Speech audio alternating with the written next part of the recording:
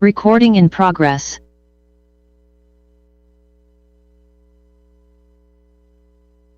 Good morning, everyone. It's 10 o'clock. Let's get our meeting started. This is a regular meeting of the Central Nevada Regional Water Authority. It's Friday, April 19th, 2024, and we are in Fallon. And as always, we are very grateful to Churchill County for hosting this meeting and allowing us to use their premises. Thank you so much. Jeff, will you do a roll call?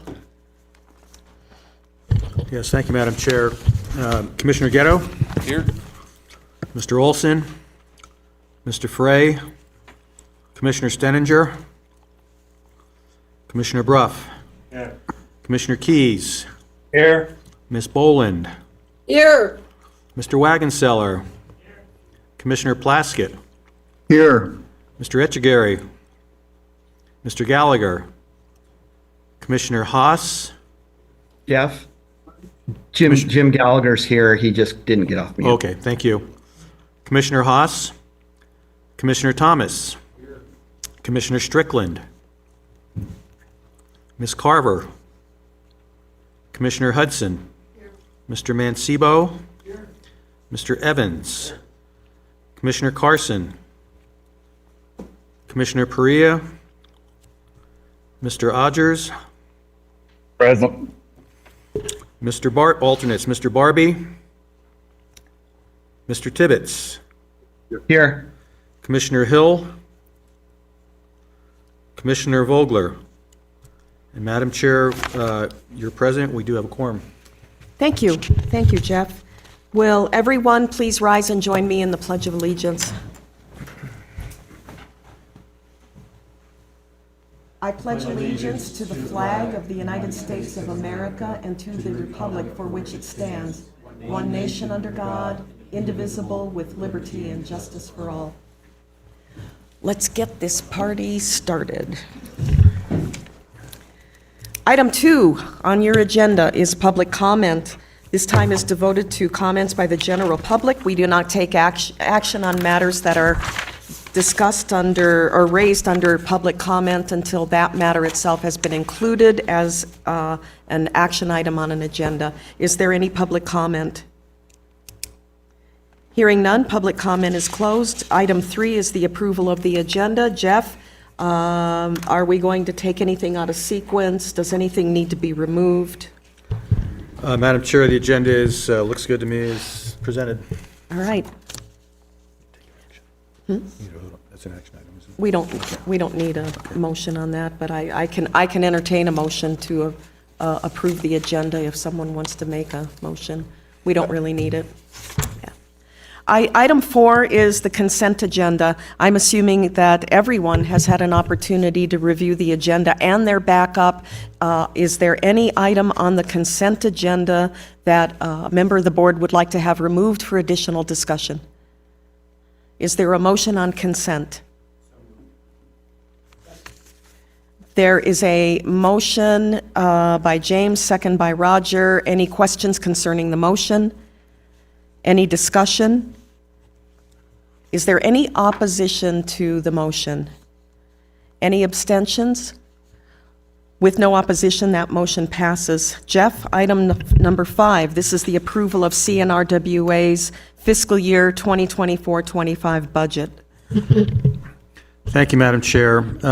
So the budget was included in your backup material, and it's on the screen right now. A couple of items of note. The first is at the very top of the budget. This is the proposed budget for the upcoming fiscal year 24-25, which would begin on July 1st of this year and end on June 30th of 2025. And compared to the current year, fiscal year budget, I'm going to highlight just a few changes. On the revenue side, there is an entry for the water grant, water conservation, infrastructure, grant reimbursement, which we'll be talking about later on the agenda. I'm anticipating reimbursements through that grant program for the Water Rights Retirement Program of about $127,000, which was not included in this year's budget because we were just awarded that grant back in November. On the expenditure side, similar expenses for the Water Rights Retirement Program of $127,000. And then for other expenditures, I'm proposing an increase for item 1C, which is professional services, 1D, professional services, legal analysis and counsel. I am suggesting recommending that be increased from $10,000 for the current fiscal year to $20,000 for the next fiscal year. And then for conferences and workshops, which is item number 7 under expenditures, the current fiscal year budget is $2,000, and I'm recommending an increase to $5,400. And then on contingencies, a $35,000 contingency for the current fiscal year is $15,000. And so those are the only changes. Otherwise, it's pretty straightforward. I would note also that the unaudited beginning fund balance is shown as $143,341. I think that is correct. We had a higher amount earlier on. We got that changed as a result of discussions with Elko County. But that is what we show now that's unaudited as a beginning fund balance for this current fiscal year. And so based on that and based on the proposed budget, we would have an ending fund balance of $107,341, and I incorrectly show it here as $72,241. So again, with those adjustments or increases that I just noted, the ending fund balance projected would be $107,000 and $341. So that's the proposal. Jeff, can you share with us the rationale for doubling our legal counsel costs? Right. So later on in the agenda, there's an item to talk about, discuss, and possibly take action on retaining legal counsel for the next fiscal year, or maybe sooner, depending upon what the board decides. But we have not been able to really do much with the legal counsel that we have been working with for some time, and that's the Advocates for Community and Environment. And so we still have the $10,000 that was never expended for this current fiscal year. And so looking ahead, I think that we will need an additional $10,000 and make it $20,000 in anticipation of maybe utilizing the services of another attorney. But also, we are going into a legislative session, and that's primarily what these services are for, and that is to provide advice and sort of counsel to CNRWA in terms of policy development, bills, things of that nature as we head into the 2025 legislative session. Any questions concerning the budget? I just want to personally thank all of our member counties for paying their dues.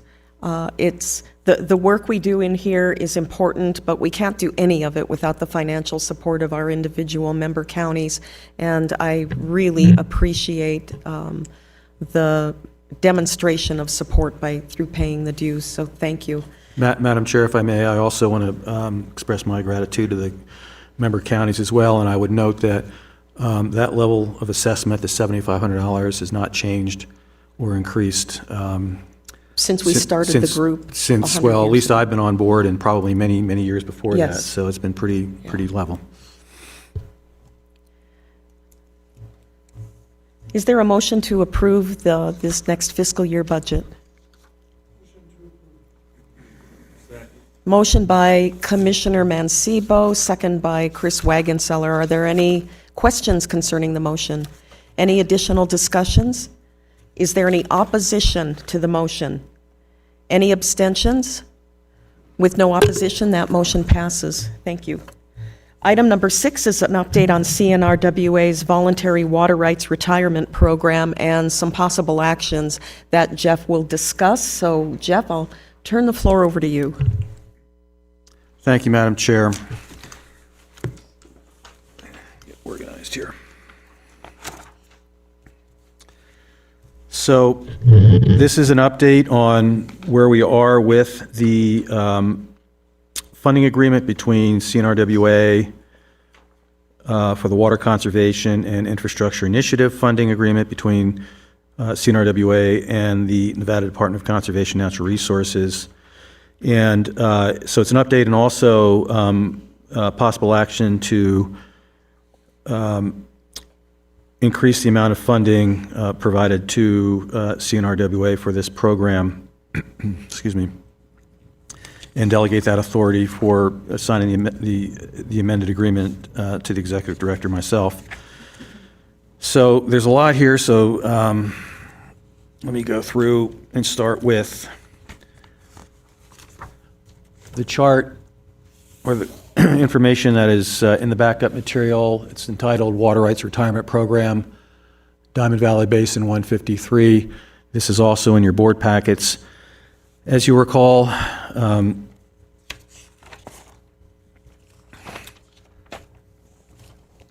February 9th, this board met in a special meeting to consider applications submitted by prospective willing sellers of water rights in the Central Hydrographic Region. And as it turned out, all of those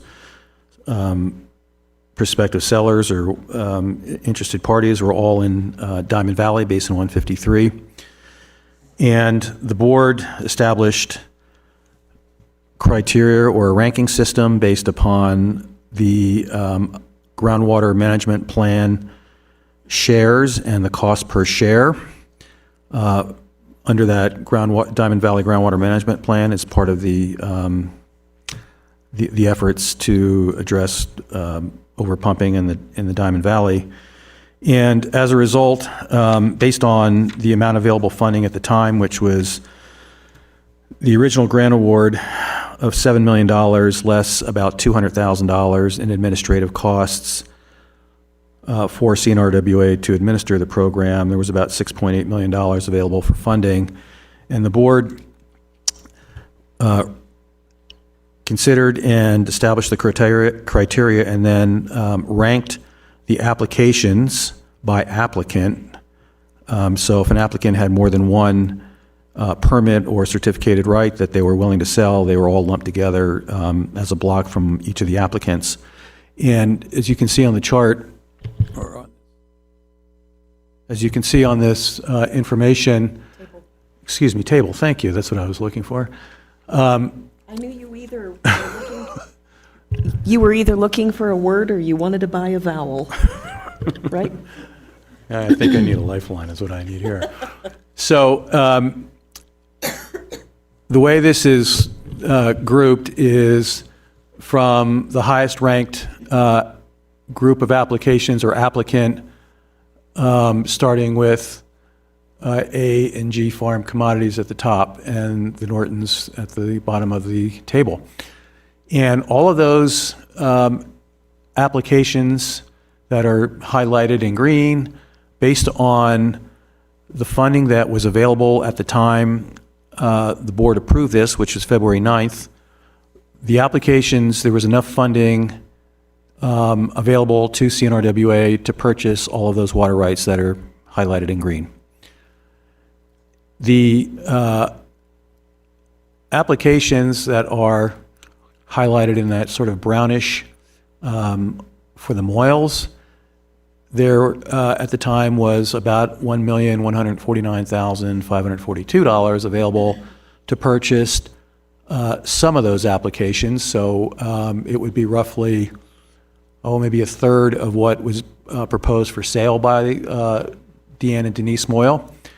And the board directed me to work with the Moyles to figure out which were the best permits and certificates to buy in terms of purchasing water that's been pumped and also considering the operational needs of the Moyles in this program. And so we started to work through that exercise. In the meantime, and I know that we talked about this at the February 9th meeting, we were waiting to hear from the state Department of Conservation and Natural Resources about the possibility of additional funding for this program, given that we had more willing sellers than we had funding for. And you can see the total amount at the bottom.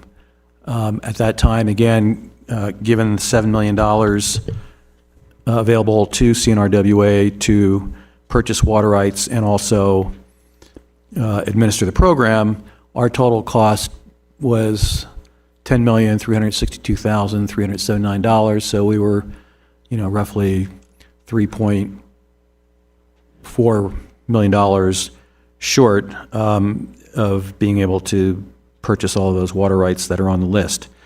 Nonetheless, we did submit that list to the state, and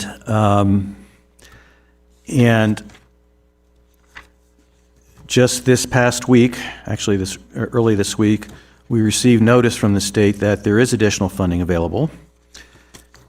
And so let's go through that. So, as I mentioned, the original award. Hey, sorry to interrupt, but if you're showing something on the screen, none of us online can see it. Jeff. Oh, I'm sorry. You're sharing a different screen, like we're seeing your desktop rather than any document. Oh, I'm sorry. Let's see if we can get that. Can you see it now, Okay. Jake? Yes, can see Okay. it now. Can you, Pam, would you mind going back to that first? Yeah. Let's just stay on that for a while. Can you all see it now? Yes, we can see the. Yeah. Oh, okay, great. Thank you. And this is the same material that's in your packet, but apparently it's now available for everybody to see. Okay. So the original grant award, as I said, was $7 million. The amended award will be for an additional $3,200,671.59. So the amended award total now will be $10,200,671.59. And We just want more than our fair share. That's all we ask for. the Department of Conservation and Natural Resources, who is managing this program at the state level and has the final authority and say, and that's who our agreement is with, the CNRWA's agreement is with, as well as the Humboldt River Basin Water Authority's agreement is with, kind of gets the final decision, not kind of, they do get the final decision on how this money is split out, and applications that have been submitted. And we did submit that list of prospective sellers to the state, and they went through that, and both for CNRWA as well as the Humboldt River Basin Water Authority. And so as a result of that and some additional money that was held in reserve by the state, again, CNRWA will be getting an additional $3,200,671.59. Further, DCNR has looked at our administrative costs. We tried to reduce them as much as possible based on what we think we will need through the end of the year. Our original budget, I think, was about $198,000 for CNRWA to administer the program. We've reduced that to $150,000, which I think is should be sufficient for us to manage the program through its entirety.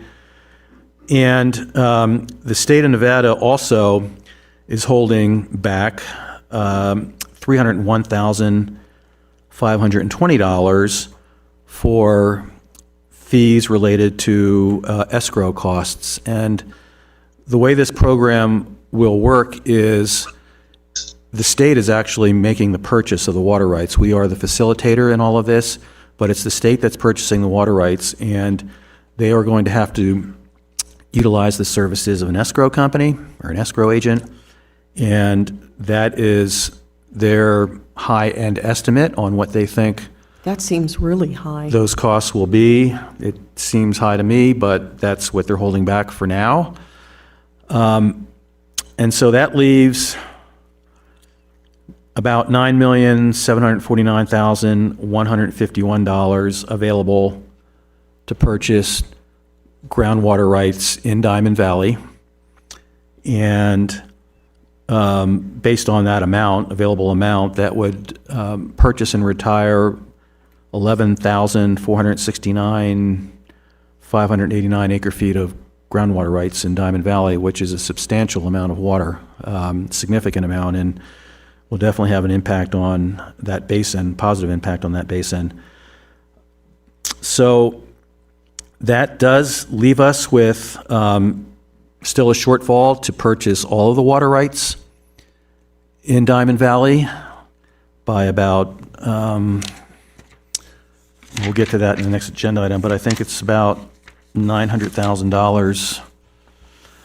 So we will still have a shortfall of $952,164 to purchase all of those water rights that are on the list right now. So that's where we are. Jeff, And the escrow amount, if the 400,000 or 300,000, whatever it was, is way more than what the state needs to process escrow on all those water rights, does the overage come back to CNRWA? my understanding is that it will. It's actually, I believe it's actually going to be included in the agreement as our funding. And the way it'll work is, as the facilitator, CNRWA will select the escrow company and sort of guide that process. And if we can, working with the state and the escrow companies, reduce those fees, then they should be available for purchasing additional water rights. So I'm going to pause there for a minute before we get into any more details and see if there are any questions about where we are so far. Questions for Jeff? Go ahead, Jeff. Oh, maybe I better ask. Anybody on the phone, do you have questions for Jeff? Madam Chair, this is Jake. Yeah, Jake. Jeff, so did that shortfall include Conley in the mix? Because we haven't taken action on that yet, or is No, we that- have not taken action, Jake, so that is on that's the next agenda item. So if that was added, that would actually increase the shortfall. Yeah, let me just make sure I have my numbers correct here. I think, Jake, give me a second here, and I'm going to go to the next agenda item and see if the figure is different. Actually, that shortfall does include, let me see here. 59, 1036. That does not include that does include the Conleys, but that decision has not been made by the board, so. Okay, thank you. We'll do that next. All right, Jeff, go ahead. Unless there are any other questions. Madam Chair, let me just do a quick calculation here just to make sure what I said is accurate. Somebody cue the Jeopardy theme. There are a lot of facts and figures here, so we've got, You've got an engineer doing math. That can be dangerous. yeah, using a phone to calculate these numbers. Minus, I see a couple people on their phones, but I doubt they're doing calculations. hold on a second.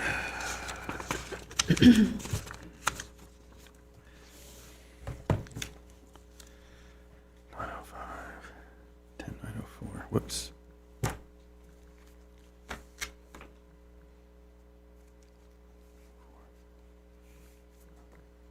Minus.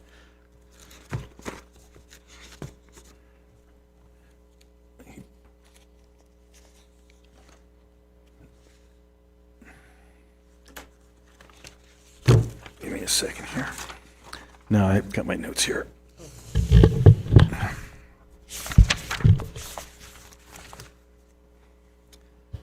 Sorry there. Okay, minus.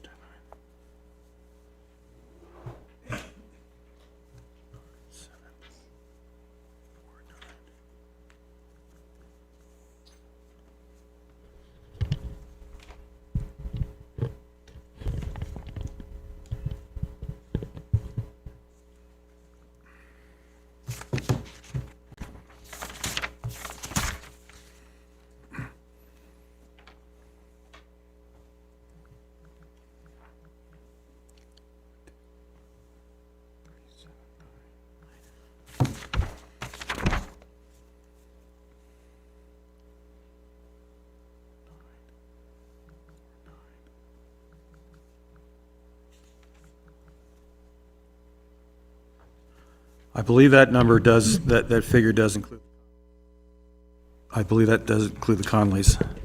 But we'll get to that in the next agenda item, Jake. I think, Are we, is that it? Are there any other comments on the phone? Jeff, are we ready? Well, yeah, I just wanted to go over the next slide if we can, Pam.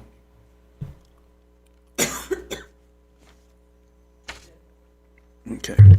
So this is just a high-level spreadsheet on the costs for administering the program so far. And as I mentioned, the grant award is for $7 million. We had budgeted and included in our application $198,750 for administrative costs and a match, CNRWA match, mostly in kind, which would be my time and effort, as well as the Hansford Economic Consulting work as a match totaling $35,000. And as of April 8th, we have expended $42,470, which we have sent in a reimbursement for from the state. And then my costs so far have totaled about $4,800, and then the Hansford Economic Consulting, because that work was done as part of the grant application, we are counting that as match, and that was budgeted at $10,000, but the actual amount for that work was $7,673. So our total match right now is about $13,000 out of a budgeted amount of $35,000. So we're way under budget on the overall administration of the program. Well, we've never Right. administered a program like this, so I'm glad we budgeted high. Right, exactly. And as you can see in this table, the costs are predominantly for contract help, resource concepts, Leonard Law, communications, and then the various costs associated with publishing announcements in the media. And so we are under budget. As I mentioned, I think we'll probably end up coming in at around $150,000, even though it was budgeted initially at $198,750. So I'm happy about that.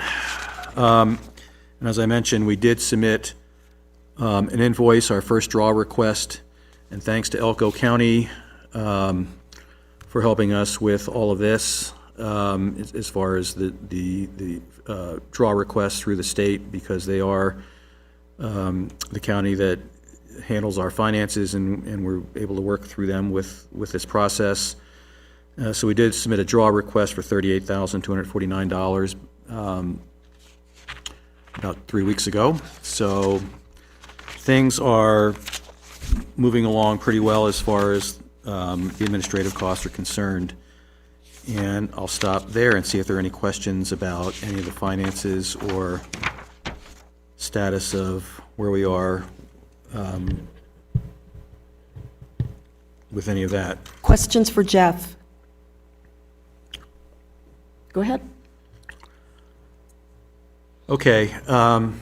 There are a few other things I want to mention, and we'll get into a little bit more detail on not the next, but the one after the next agenda item with regard to the process for actually executing the sales.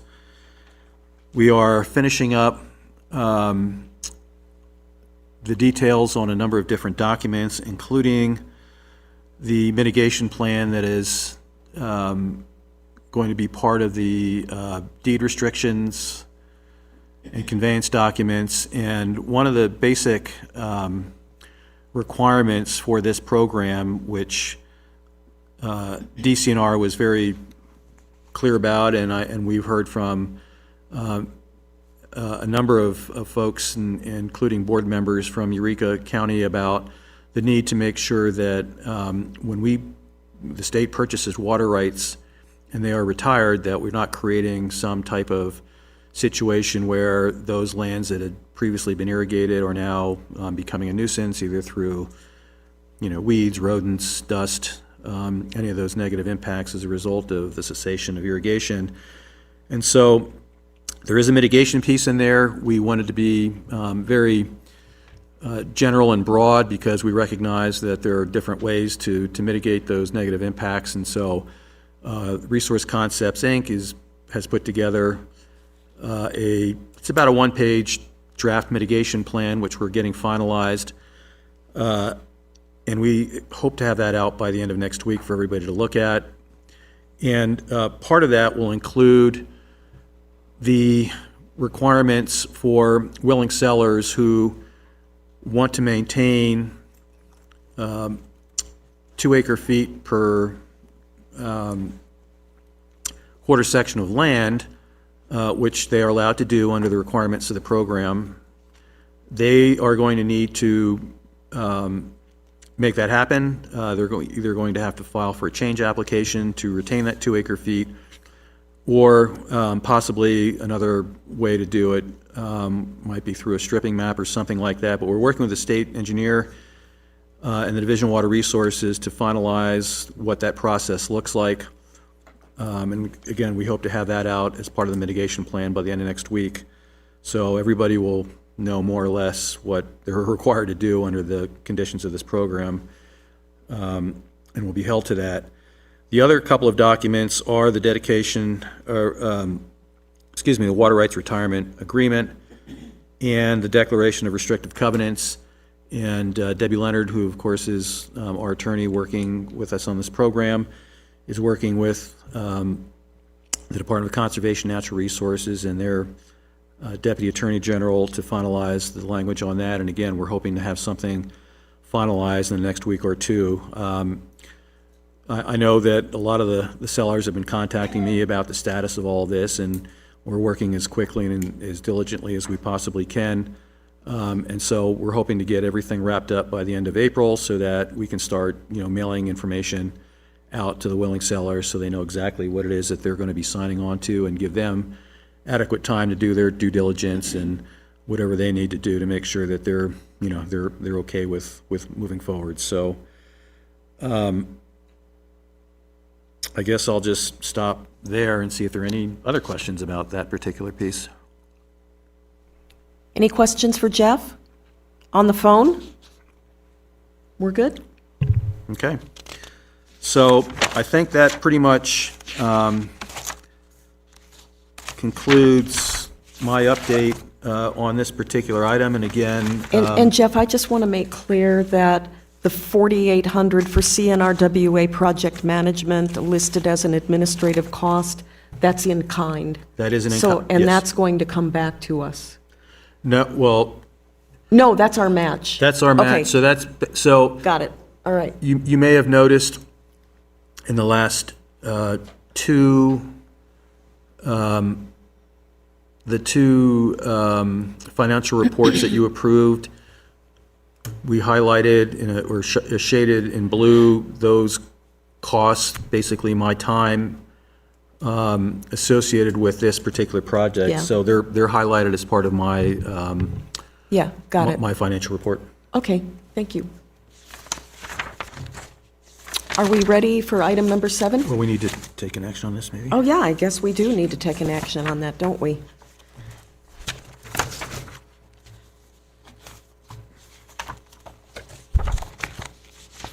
Is there a motion to approve delegating the authority to Jeff Fontaine, our Executive Director, to approve the amendment to the State of Nevada Water Conservation and Infrastructure Initiative Funding Agreement? Is there a motion? Motion by Chris Wagonseller, is there a second? Second by James, and I always forget your last name, James Evans. Yes, second by James Evans. Is there any question concerning the motion? Any additional discussion? Is there any opposition to this motion? Any abstentions? With no opposition, that motion passes. Thank you, Jeff. Item 7 is a possible action to add a timely submitted application from Conley Land and Livestock LLC.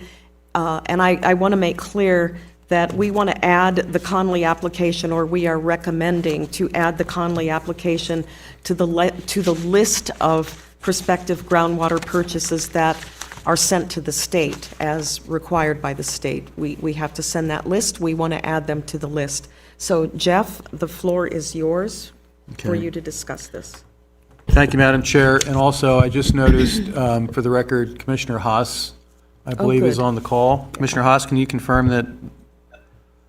You're on? Yes, Okay, thank you. thank you.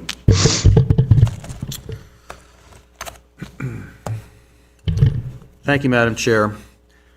So, again, on February 9th, this board met to review and prioritize the 35 applications from 8 individuals and corporations in Diamond Valley.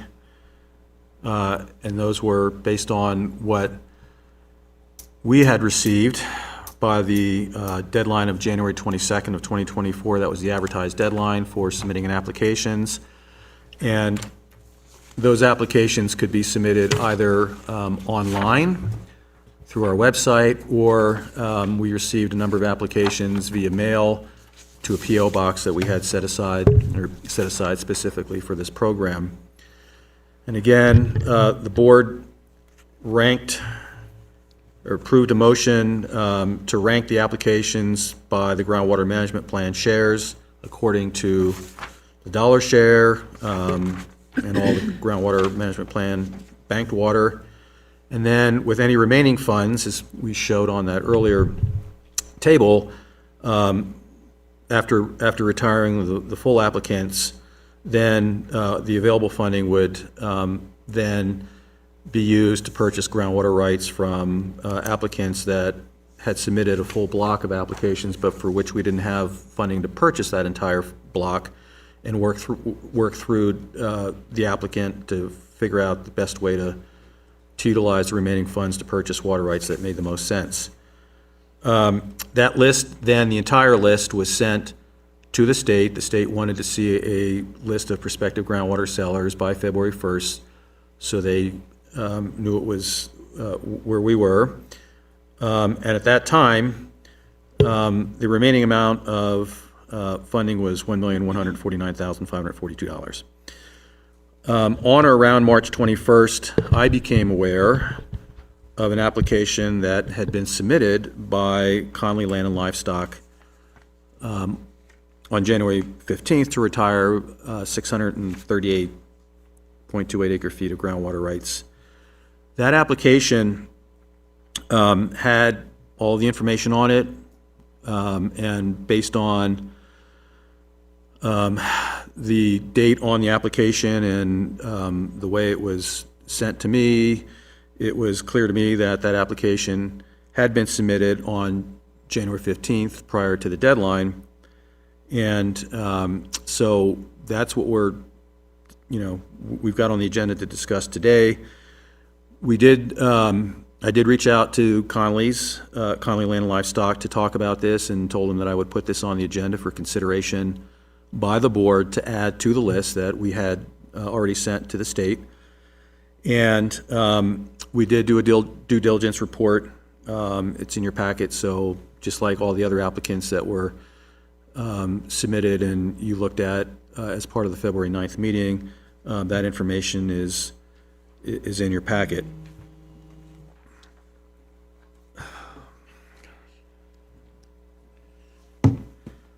So, based on the criteria that this board approved on February 9th, it appears that the Conley Land and Livestock application would rank 5th, and it's shown on this new table, this revised table, to include the Conley Land and Livestock application. And if the board does take action to add the Conley Land and Livestock application and add it to the list based on its ranking in accordance with criteria that this board adopted on February 9th.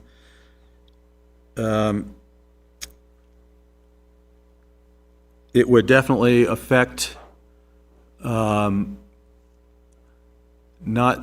the Moyles, because now with the increase in funding from the state, the Moyles would be fully funded, but it would reduce the amount of available funding for the Nortons to purchase their all of their water rights. And I'll just stop there and say, at least based on what I described to you with the amended agreement and the amount of money that's being held in reserve by the state for the escrow account, even if the Conleys are not added to this list, there would still be a shortfall, granted not as much as there would be if you approve the Conleys to be added to the list in the fifth spot, but there would still be a shortfall.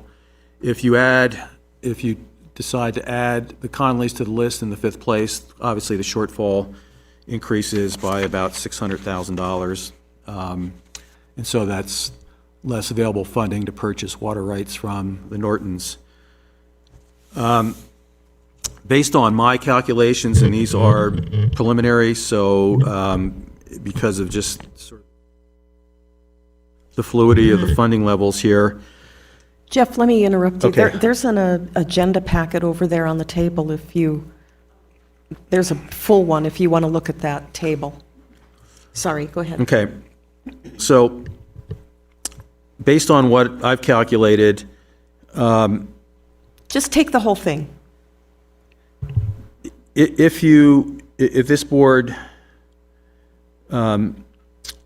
approves adding the Conley Live and Landstock application and ranks it, looks like it would be in the fifth spot, just after Denali Farms and above the Estes Group.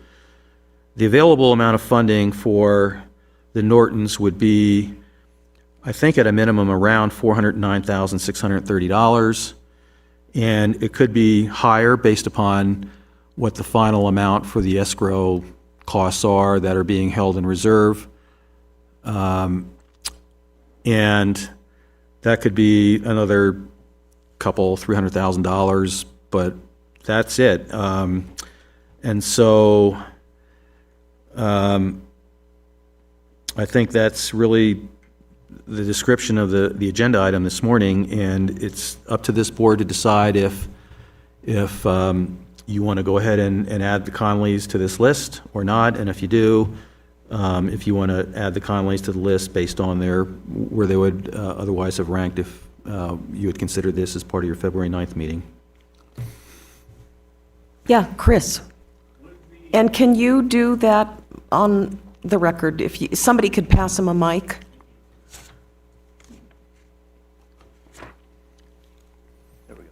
Would the Nortons be amenable to selling partial water rights, or they want to sell the whole thing? So I've had a couple of conversations with the Nortons, and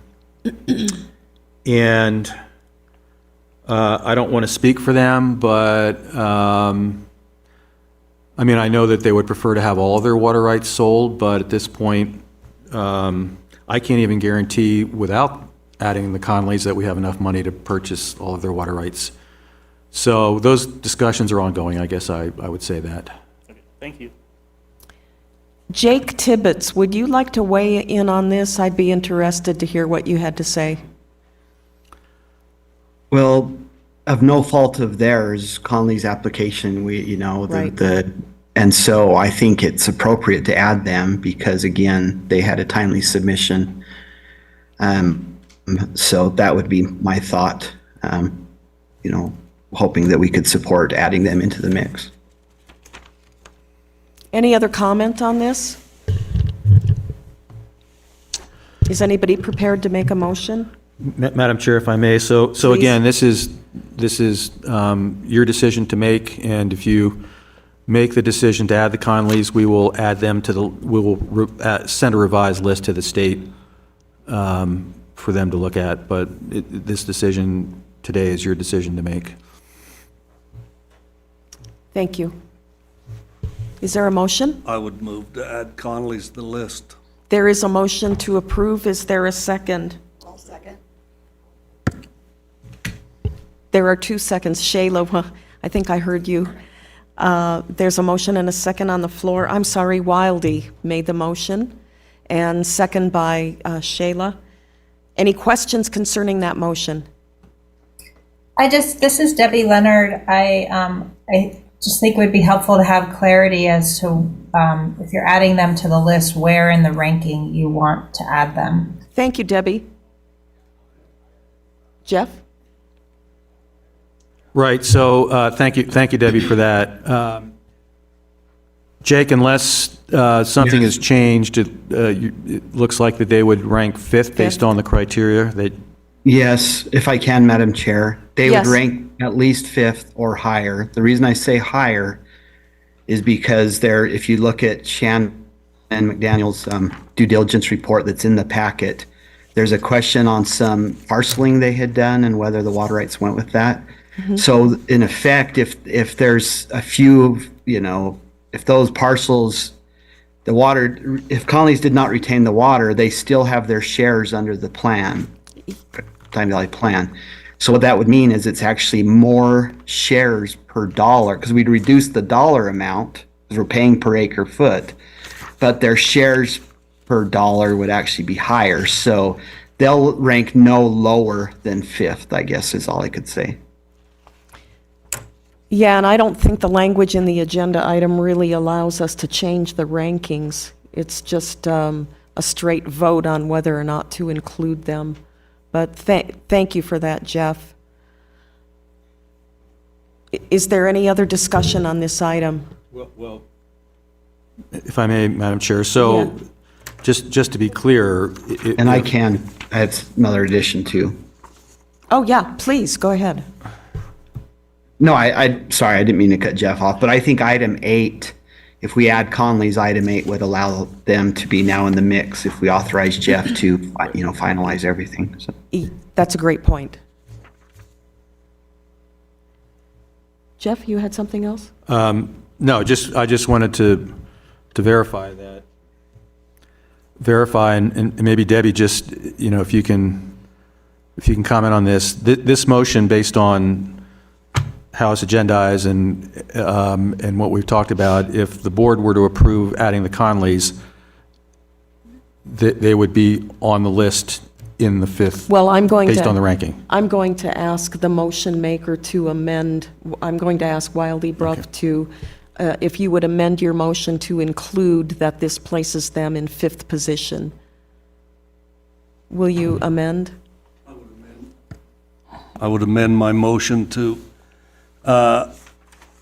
say that we put Connolly's on the list in fifth position, Yeah, at least fifth, yeah. at least All right. fifth position. And Or Shayla? higher. May I make a suggestion? Please. That to add, possibly to add the Conleys to the list based on, and the ranking based on the criteria established by the board. Yes? There you go. Okay. Okay. Sam Merlino, are you on the phone? Okay, are you understanding that motion? Yes, I am. Okay, great. Thank you. Yes, and Shayla Hudson, will you amend your second? I will amend my second. Thank you. We have an amended motion and second. Are there any other questions concerning this item? Any additional discussion? Is there any opposition to this motion? Any abstentions? Hearing none, that motion carries. Thank you. Are we ready? Item number 8 is a possible action to delegate authority to Jeff Fontaine, our Executive Director, to take steps necessary to facilitate the closing of the groundwater rights retirement transactions. Thank you, Madam Chair. Oh, for some reason. It's got a bit touchy. Yeah, it's very touchy. Thank you, Madam Chair. As I mentioned earlier,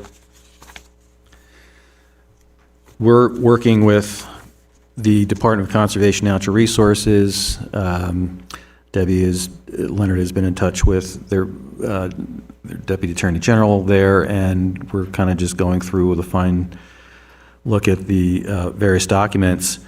And at this point, and I'm going to let Debbie add any information that I'm either not remembering, or correct me if I'm wrong on any of this, but it doesn't look like CNRWA or myself or anybody associated with CNRWA needs to necessarily execute any of the documents, but obviously we have a large role in this process.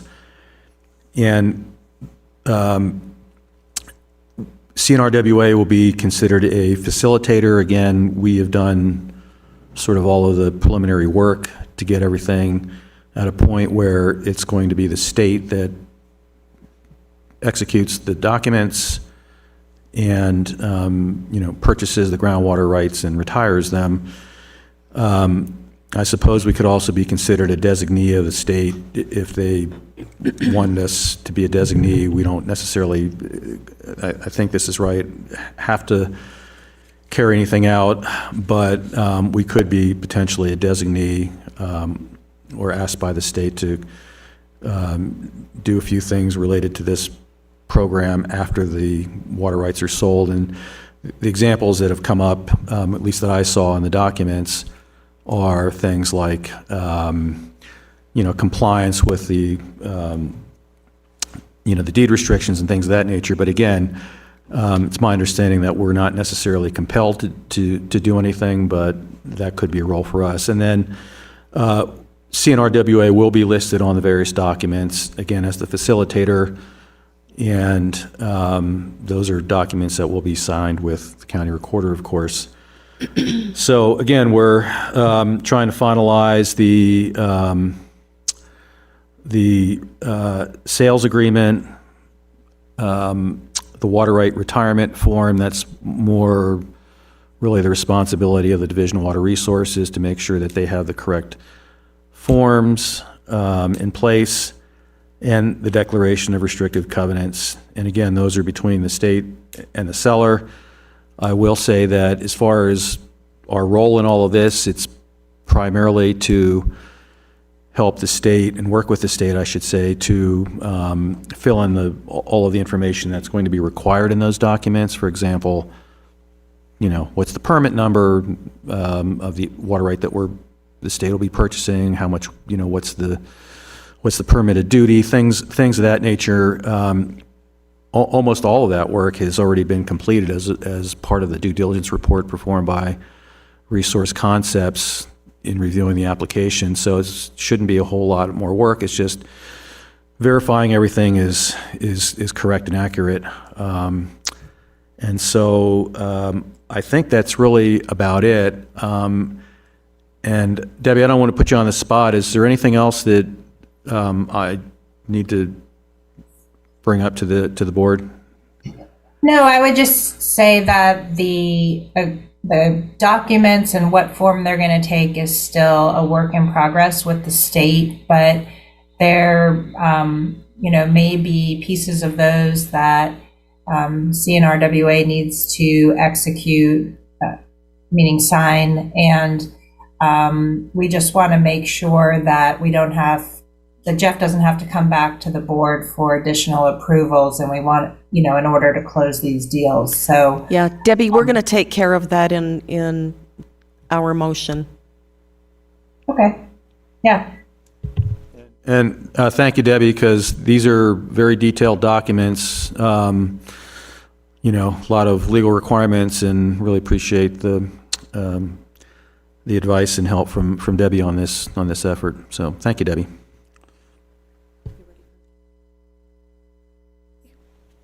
We're ready for a motion? Madam Chair, I move to delegate authority to our executive director to execute all necessary documents, or excuse me, to facilitate the closing of groundwater and retirement rights. Additionally, I would add to that we also delegate authority to him to sign all documents on behalf of the CNRWA. Debbie, does that cover your concerns?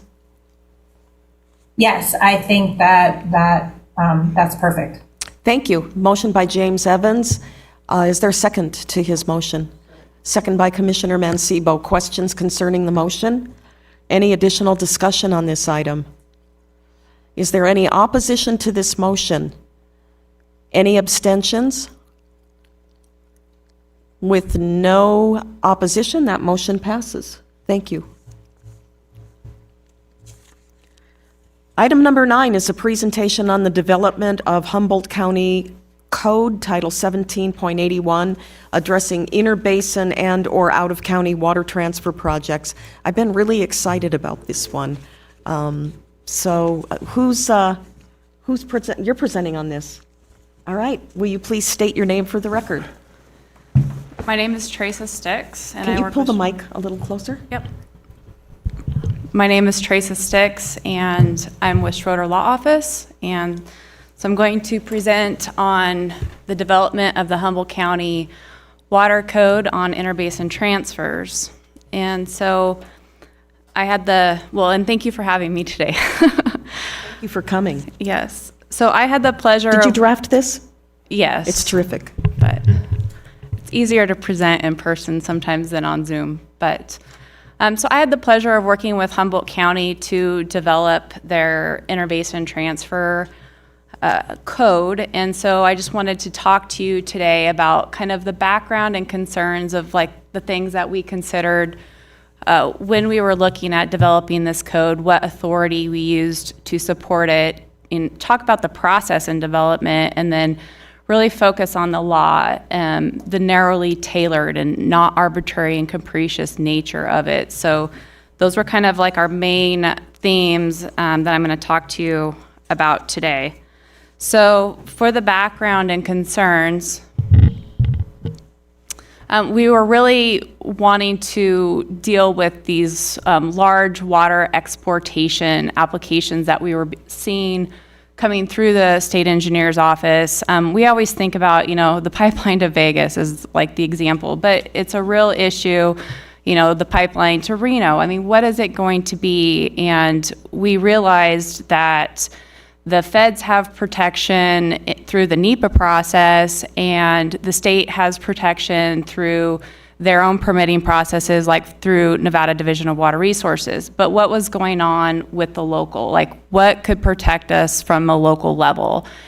And so the county formed a working group, and that really consisted of a member from the county commissioners, water consultants, range and resource consultants, water attorneys, district attorney, the county manager, some people from the planning commission. And so we all formed kind of a working group, and we would all work together in our various aspects depending on what part of the project we were working on. And we would have periodic reports to the Board of County Commissioners. And so basically our working group decided, okay, what are our main concerns? Well, we wanted to make sure that we didn't have any unintended costs to the county for water exportation. We wanted to make sure that our legal basis were covered, that we weren't doing anything that we didn't have authority to do. And that we were balancing all of the interests in these projects, and that we had community support. So the county land use authority that we really relied upon was basically NRS 278, and that's all about what the county can and can't do, and it fell back onto the zoning. And so under 278, the county can have restrictions on improvements or structures if they impair their natural resources. So, so basically we developed the water plan, the county's water plan, in conjunction with this Humboldt County code. And so, as some of you have already developed water So code, you did them both at the same time? we did. Okay. So the water plans have to be updated every 10 years, but we were actually able to do it at the same time. So Humboldt County already had some of their master plans in place, but they didn't have anything specific to water. And so when we looked at the water plan, we kind of looked at what some of the other counties were doing. and saw, okay, well, we need, and I'll get to this a little bit later, but we needed the evidence to support our ordinance, our code. And so that's kind of how it all interplayed and why we did both. So in developing that water resource plan, we really looked at, okay, what are the water resources in the county? What is the existing demand? Do we have enough water to support our growth? Do we have water quantity and quality issues? There's a lot of counties in Nevada that have nitrate problems in their municipal sources. And so was that an issue for Humboldt County? And then basically planning for that additional water based on our economics. And it was really based on land use planning and zoning law. So under the land use zoning, there's some restrictions, but they all have to relate back to the health, the public health, safety, and welfare. So we kept circling back to that because that's what zoning is. Zoning is really based in constitutional law, and so we have to come back to what is our restriction? Is it narrowly tailored to fit our goals? And so basically, public health and safety every time. So we wanted to make sure that we weren't taking people's water rights, because as we all know, water rights are property rights. So we couldn't overreach, we couldn't take their water rights. And so that was a primary focus in what we were doing. So, it's okay. So we really looked into the case law here and fell back on this case, Red Rock Valley and Serpa, and they're out of Washoe County. And in the Red Rock case, basically, as long as the restrictions are consistent with the county planning documents, so that's where our water plan came into place, the county can enact these zoning laws that impose limitations on water use that are more restrictive than what the state engineer is doing. So in the Red Rock Valley case, the Washoe County had actually protested the water right application. There was a settlement agreement, but then when it came before the county's Regional Planning Commission, they denied the special use permit for the project. And so that's what was appealed. It was on the zoning side of it.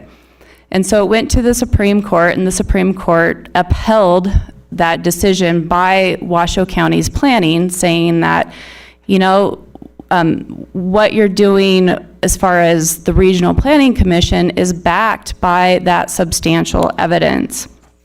And we'll go on to the next slide. And yeah. So, and that kind of outlined that case for you. But basically, in these zoning laws, the narrowly tailored comes in by that quote that you see for that sustainable growth. Like, they do not want our local laws to be a straitjacket, right? We don't want to completely shut off what people can do. So we were trying to balance that the whole time when we were developing Good the for water you. plan. Good. Yeah, it's a fine line. So this is kind of where Humboldt County went with it. But, you know, we want people to be able to have their property interests and do what they want, but yet we needed to protect the county. And so that's kind of where we came down. And that Pyramid Lake decision also, supported what the county was doing by saying that, you know, Nevada counties have the authority, indeed the obligation, to make political and economical decisions concerning water project alternatives. So there's a lot of support where the county can come in and make these zoning and these regulations that aren't strictly related to water. So Humboldt County went about this process by first taking some citizen surveys. And so they developed some position statements, like where the county wanted to go, what their constituents wanted to see, you know, what is their stance. And so focusing on that planning and zoning, they needed the county support, the constituent support, to have that substantial evidence in the record. because like those cases with Red Rock and Serpa, the court found that substantial evidence was already in the record to support the Regional Planning Commission's decisions. So that substantial evidence in those cases was the water plan, was the ordinances. So having that water plan is a necessary component in developing this ordinance because it was the backing to support it.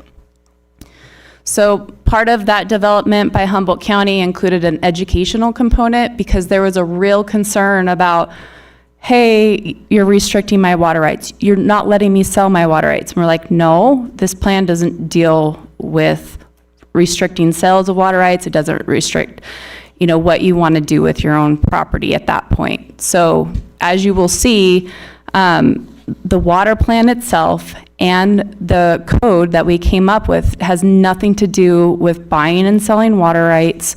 So we just wanted to make that clear. So the water plan really formed that framework and guideline for Humboldt County's future plan. And so like I said, we didn't want to circumvent laws or regulations that were already established. It provided that framework. We included the cooperation of the county constituents.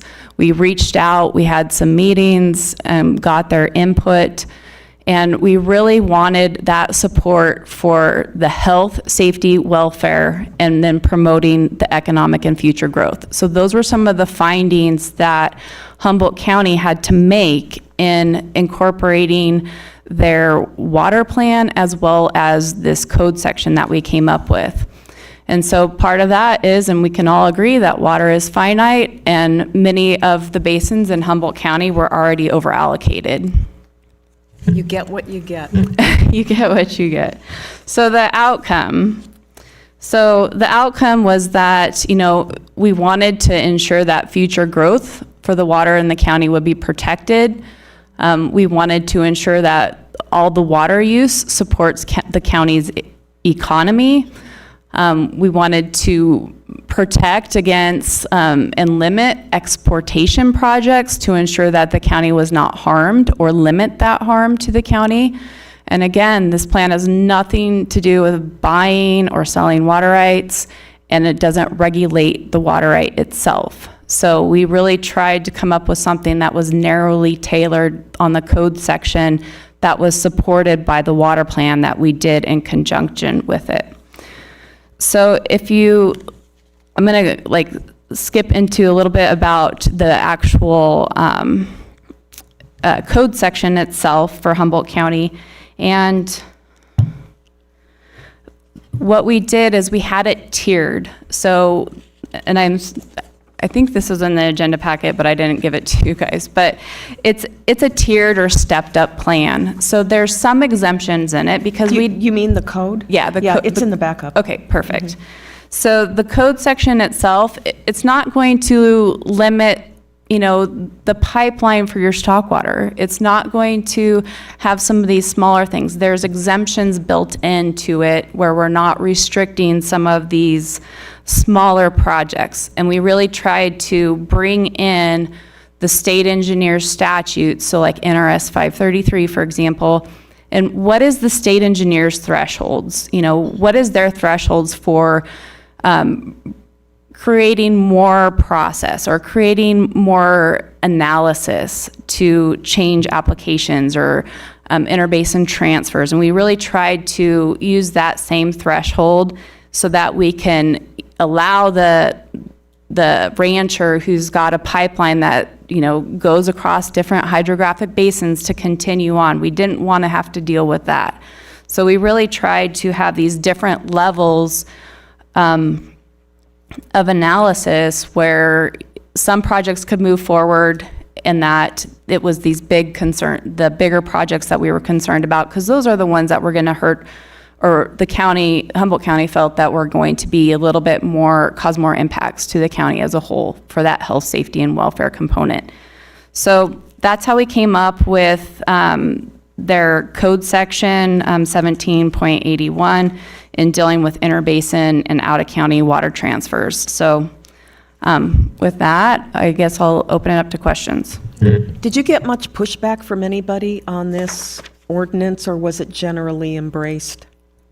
It was generally embraced. The only pushback we got was really concern about, well, is this limiting me being able to sell my water rights? And so, That's legitimate. yeah, Yeah. that was it. Because water rights are a property right. Yeah. Any questions? Are there any questions? Thank you, Therese. Thank you very much. Jeff, I have a question. Can you please tell me your thoughts on the advantage to every county participating in CNRWA adopting a similar ordinance, and what the far-reaching effects of that would be in stopping water deportation from counties? Well, I think Therese really, did a great job at describing the why for this project or for the ordinance, and it is really the extension of the water resource plan. I mean, it's one thing to adopt a water resource management plan. It's now required, and that's something that CNRWA has been pushing to have into law since before my time. So, having a water resource plan is fine, but you need to have some actionable items come from that plan. And this is one of the more logical ones, in my opinion, because what it really does is it ties your ability to better manage your current water resources and match them up with not only your current demand, but your future demand, so that they are protected, and that you do have a future. And that's what this organization is all about, and what it was founded on is the very That's exactly why it was founded. the very idea of being able to have water resources available in the Central Nevada region, member counties for future growth, development, and quality of life. Yeah. I mean, I don't know how else to say it, but that really is the why of it. Thank you. Oh, thanks. Chris Mahana, I've just been informed that you raised your hand. I didn't see that, and I apologize. Oh, no problem, Madam Chair. Thank you. Hey, Therese, nice presentation. A question for you and or Jeff. Has there been any consideration for doing the exact opposite of this and developing a policy or plan for importation of water? And I think Jeff knows exactly what I'm talking about. We have a situation where an applicant has tried, I think it's on its 5th time, to export water out of Pershing County into Churchill County, and we protested and defeated that 4 times now.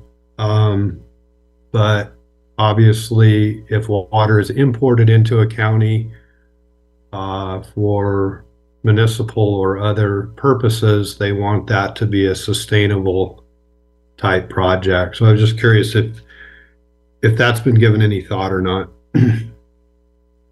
Chris, I'll make a comment, and then I got some comments as well. But part of the one of the requirements in NRS 270, I forget what particular subsection it is, but Senate Bill 150, the water planning statute, is that all counties and certain municipalities need to project what their future demand will be and determine whether or not they have the water resources to meet that, both current and future demand. And if they don't, then to identify what water resources are physically or technically, I guess, or and legally available to them. So to the extent that that's already something that is required under the water resource plan, I think that the next step would be to look at the possibility of counties needing to look at importation projects, but I don't know that it's specifically identified in anything in Humboldt County or any other county for that matter. And this is Teresa Sticks. So I would say that I have never heard of a county trying to do a code section around water importation projects, at least the ones that I've been involved in. I would say that would be more of a water plan component as far as the future needs for the water rights. But obviously, the code section itself all comes back to, health, safety, and welfare of the county, and analyzing impacts. And so obviously, if the county doesn't have water, then they're going to want to import. And so that would be a slightly different than this, because we wouldn't be causing a negative impact. We would actually be bringing water in. So I don't know that the code section per se would have, or it would be a need for a county to do, because obviously they're trying to protect their future growth, and that would be more of a water planning component. Okay, thank you. Any other questions? That was terrific. Thank you. And I saw your contact information there at the end of the presentation, so if anybody has any questions, specific questions, we can contact you. Yes. Okay, that would be Thank you. great. Thank you. Madam Chair, before we get to the next agenda item, I just wanted to note, and I believe she's still on the call, that Commissioner Lori Carson from White Pine County is on the call as well. Lori, you're on the call? Maybe not. Okay. That's what I got. She was. Item number 10 is an update on Schlumberger's Clayton Valley pilot plant and monitoring. Is there a representative from Schlumberger? Oh, there you are. Okay. Thank you. Please identify yourself for the record, and the floor is yours. Good morning. Ray Scoble from Schlumberger. We've now rebranded as SLB, which nobody recognizes, so we'll keep it that way. I didn't. I had to ask Jeff. Thank you. Well, thank you, Madam Chair, for thank allowing you. our company to be present here for our third time. Thank you, Commissioners, ladies and gentlemen. We'd like to just give an update on what's occurred, and I'll just run through those items there very quickly. If we can move to the next slide. SLB is working on bringing a new technology to the market for lithium development, and in particular, lithium from brines. That's the salt water that underlies many of the players here in Nevada. The traditional mechanism of getting minerals from brine, it's the same way we get table salt. Take water that's got salt in it, evaporate the water, you're left with the salt. And in our case, it's lithium. And here, you all know the high value of lithium. Here is approximately 15 cents worth of Clayton Valley lithium, just slightly more valuable than table salt. But this is in fact some of the very first batch that came out. And the process which we use, I like to describe it as magic lithium Velcro. The idea is you pump up this water that has a tiny little bit of lithium in, you run it over this fabric, it's a chemical fabric, and it just takes out the lithium. Out the far end comes the water with all of the other minerals, which can be pumped back into the ground. And so that's the ultimate benefit of this technology, is the environmental friendliness of it relative to the 6,000-year-old method currently being used. You don't get left with a large amount of salt, you don't get left with no water, and ultimately you're left with wells in the ground that can be reclaimed and that land surface returned to some other use. So if we can move on to the next slide and put it into perspective. Over the last few years, we've been developing our pilot plant location in Clayton Valley under permits from the Nevada Division of Water Resources, Department of Environmental Protection, and under a mine plan of operations with Bureau of Land Management. Our project area is in that tiny little circle there, and just to give you that perspective, we're producing about 1% of the lithium that's produced by that much larger ponded area on about 0.25% of the land, and we'll look into that in a little more detail. If we just move to the next slide. In February of last year, this is what our site looked like. There's a simple wellhead sticking up out of the ground and not much more. If we move to the next slide, you'll see what it looks like a month ago. This is August of 2023. The well is located by the purple pointer there inside our plant area.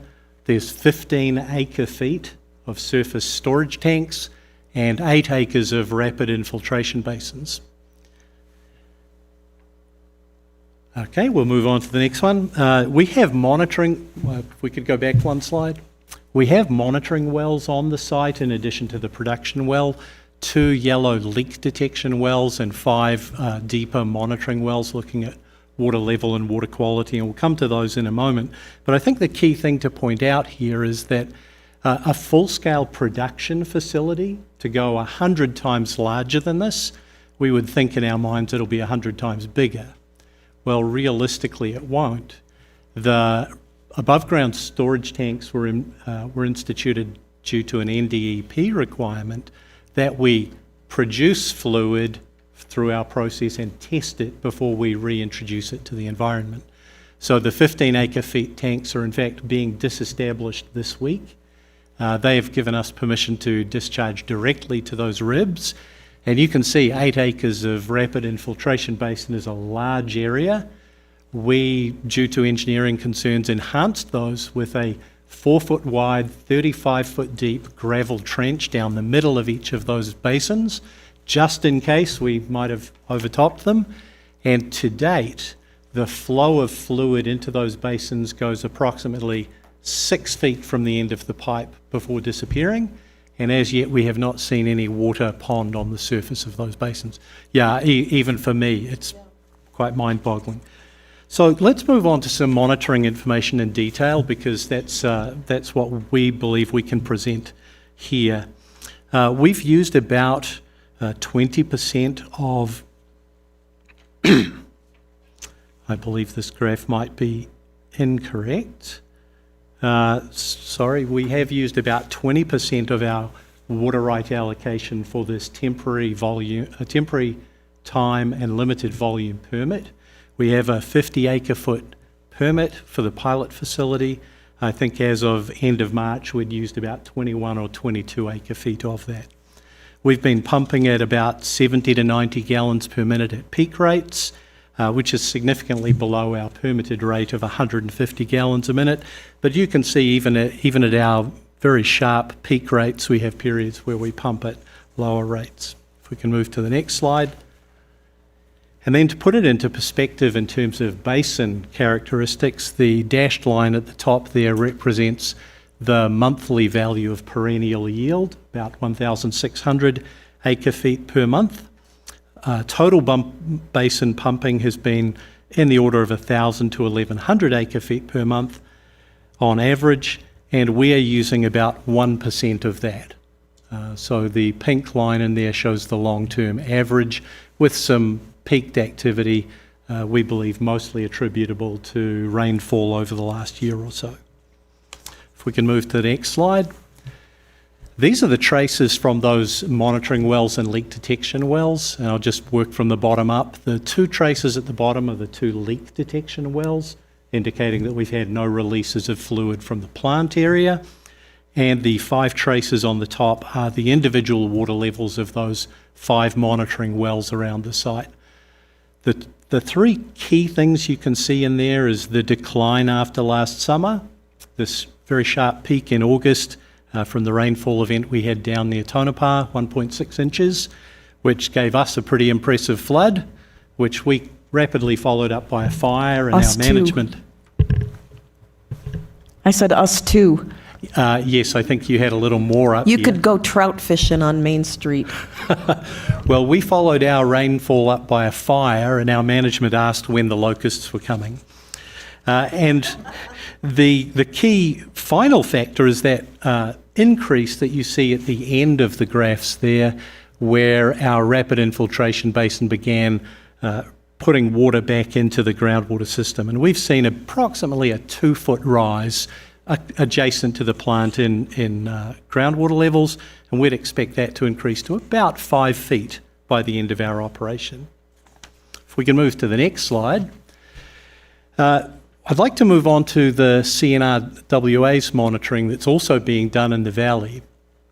There are 3 wells that have historically been monitored by the authority, and they're circled there. One in green, that's the Silver Peak water supply well, and 2 wells in red, which both represent historic stock wells. However, I've indicated those in red because those 2 wells have become dry over the last decade and no longer form a good or accurate monitor for the valley. And if we could move to the next slide, that's what we see as the long-term record. The top and bottom traces both now being dry, not helping us to see what's going on in the valley. What we do see in the Silver Peak water supply well is a drop of 3 to 4 inches a year over the last decade and a half. And obviously, as an operation that would like to work into the future, we're concerned by that drop. However, even this well, it sits up in the alluvial fan on the side of the valley, may not actually be giving a fully representative view of what's going on in the wider basin. So if we could move to the next slide. SLB would like to recommend to the authority, based on an inventory that we did back in 2022, that there are other wells in the valley that could be utilised in the longer term for further monitoring. These are in fact old wells. We've not been able to identify owners to the wells, and they may require some minimal maintenance to the wellheads to make them a suitable long-term monitoring location, and possibly dealing with the state over ownership. But they are present and could be ideally situated for monitoring the long-term water conditions in Clayton Valley. I guess as a final point, we've noted the real utility of having these data loggers to see more detailed aspects of what's going on with water in the valley, and we'd like to recommend that something like that perhaps be utilised in future for the authority's monitoring, installing in each valley 1 or 2 locations with an automated logger, perhaps at hourly or at least daily intervals, rather than simply an annual or even a quarterly value, to get a little more granularity on what is happening to one of the state's most important resources. So I'll stop there for questions, and I'm very happy to answer questions today or offline following the meeting. I'll be the first to admit that this is a bold and cheeky question, but since what you're recommending is going to cost money, and as you saw from our budget presentation, we get a limited amount of funding from each county, is Schlumberger prepared to help us financially with this work? Thank you, Madam Chair. That's actually the question that I was hoping somebody would ask, so it's great that it comes first. From a cheeky broad. I'd like to respond to that by saying that SLB is uniquely in a position to assist with that. However, we're not the only organisation with an interest in water in Nevada. And what I feel might be an appropriate mechanism to go forward would be SLB and the authority reaching out to other operations in the various basins under your authority and convening a working group to fund exactly that activity, to install appropriate long-term electronic monitoring devices across the authority's base. Now, just to put that in perspective, and appreciating that your few $100,000 budget is significantly below our annual $2 billion research budget, and we've probably got I wish we had several hundred thousands of dollars. Yeah. We don't even have that. Yeah, well, we know that we've got a bit of slush in there.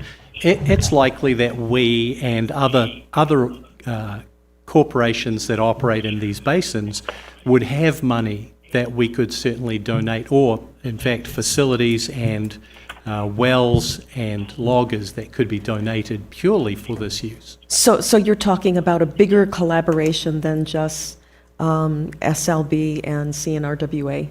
Yes, Madam Chair. I believe since you are not only interested in Clayton Valley, but in other hydrographic basins under your authority, it would make a lot more sense. While we are prepared to do that, we feel that there are also other organisations who could support, and I think it's the capital cost is the key part of that, getting the equipment, the wells under your jurisdiction and into your authority, and that might also include some access provisions for wells that exist on either private or corporation property. I like it. Nancy Bow, well, hang on just a second, because I think Chris Wagenseller had his hand up when I steamrolled him with my question. Thank you. What's the efficiency of the process? How much percentage of that water? Can everybody on the phone hear him? Yes. You can, okay, thank you. Go ahead, Chris. What's the percentage of the water that makes it back into the aquifer? That's a very good question, and we have returned, if I could pull the numbers up, it's within, out of 6.7 million gallons, we've lost somewhere, I think, around 250 gallons. Just for your That's a big benefit, wow. Madam Chair and Mr. Wagenseller, the process, if you think about it, everything's inside a pipe until it reaches those above-ground storage tanks. So it's inside a pipe from the wellhead through the process. The only water takeoff that we have internally is for sampling to test what our lithium's doing. And once it reaches those above-ground storage tanks, however, they are not covered. And those tanks are covered by bird netting to prevent birds entering them. We believe that the majority of our water loss to date has been evaporation. Okay. And then you say you use the rapid infiltration basins. Is that term different than the term injection that some lithium mines use? It is at this phase. When we proposed to install this pilot project in Clayton Valley, we were unsure of what mechanisms were possible to be used for returning the fluid to the environment.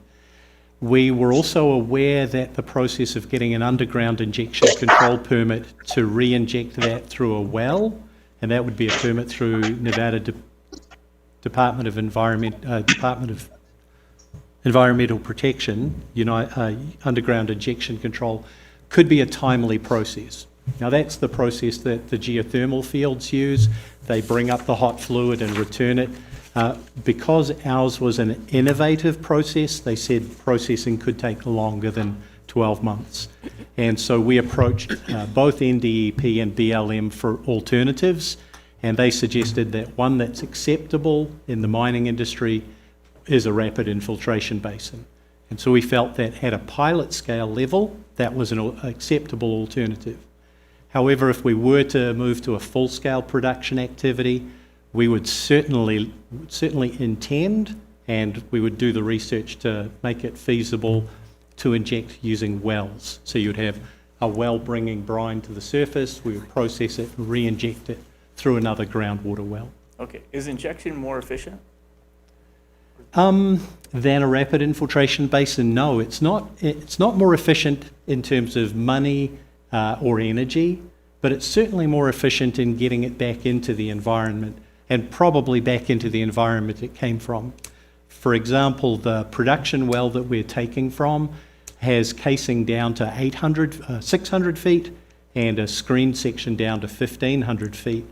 Of course, our rapid infiltration basin is returning that fluid only 30 or 40 feet into the ground.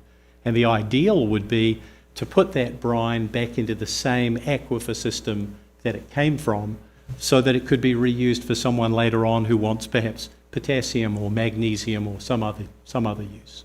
Oh, thank you. Thank you. Nancy Boland, Commissioner Boland.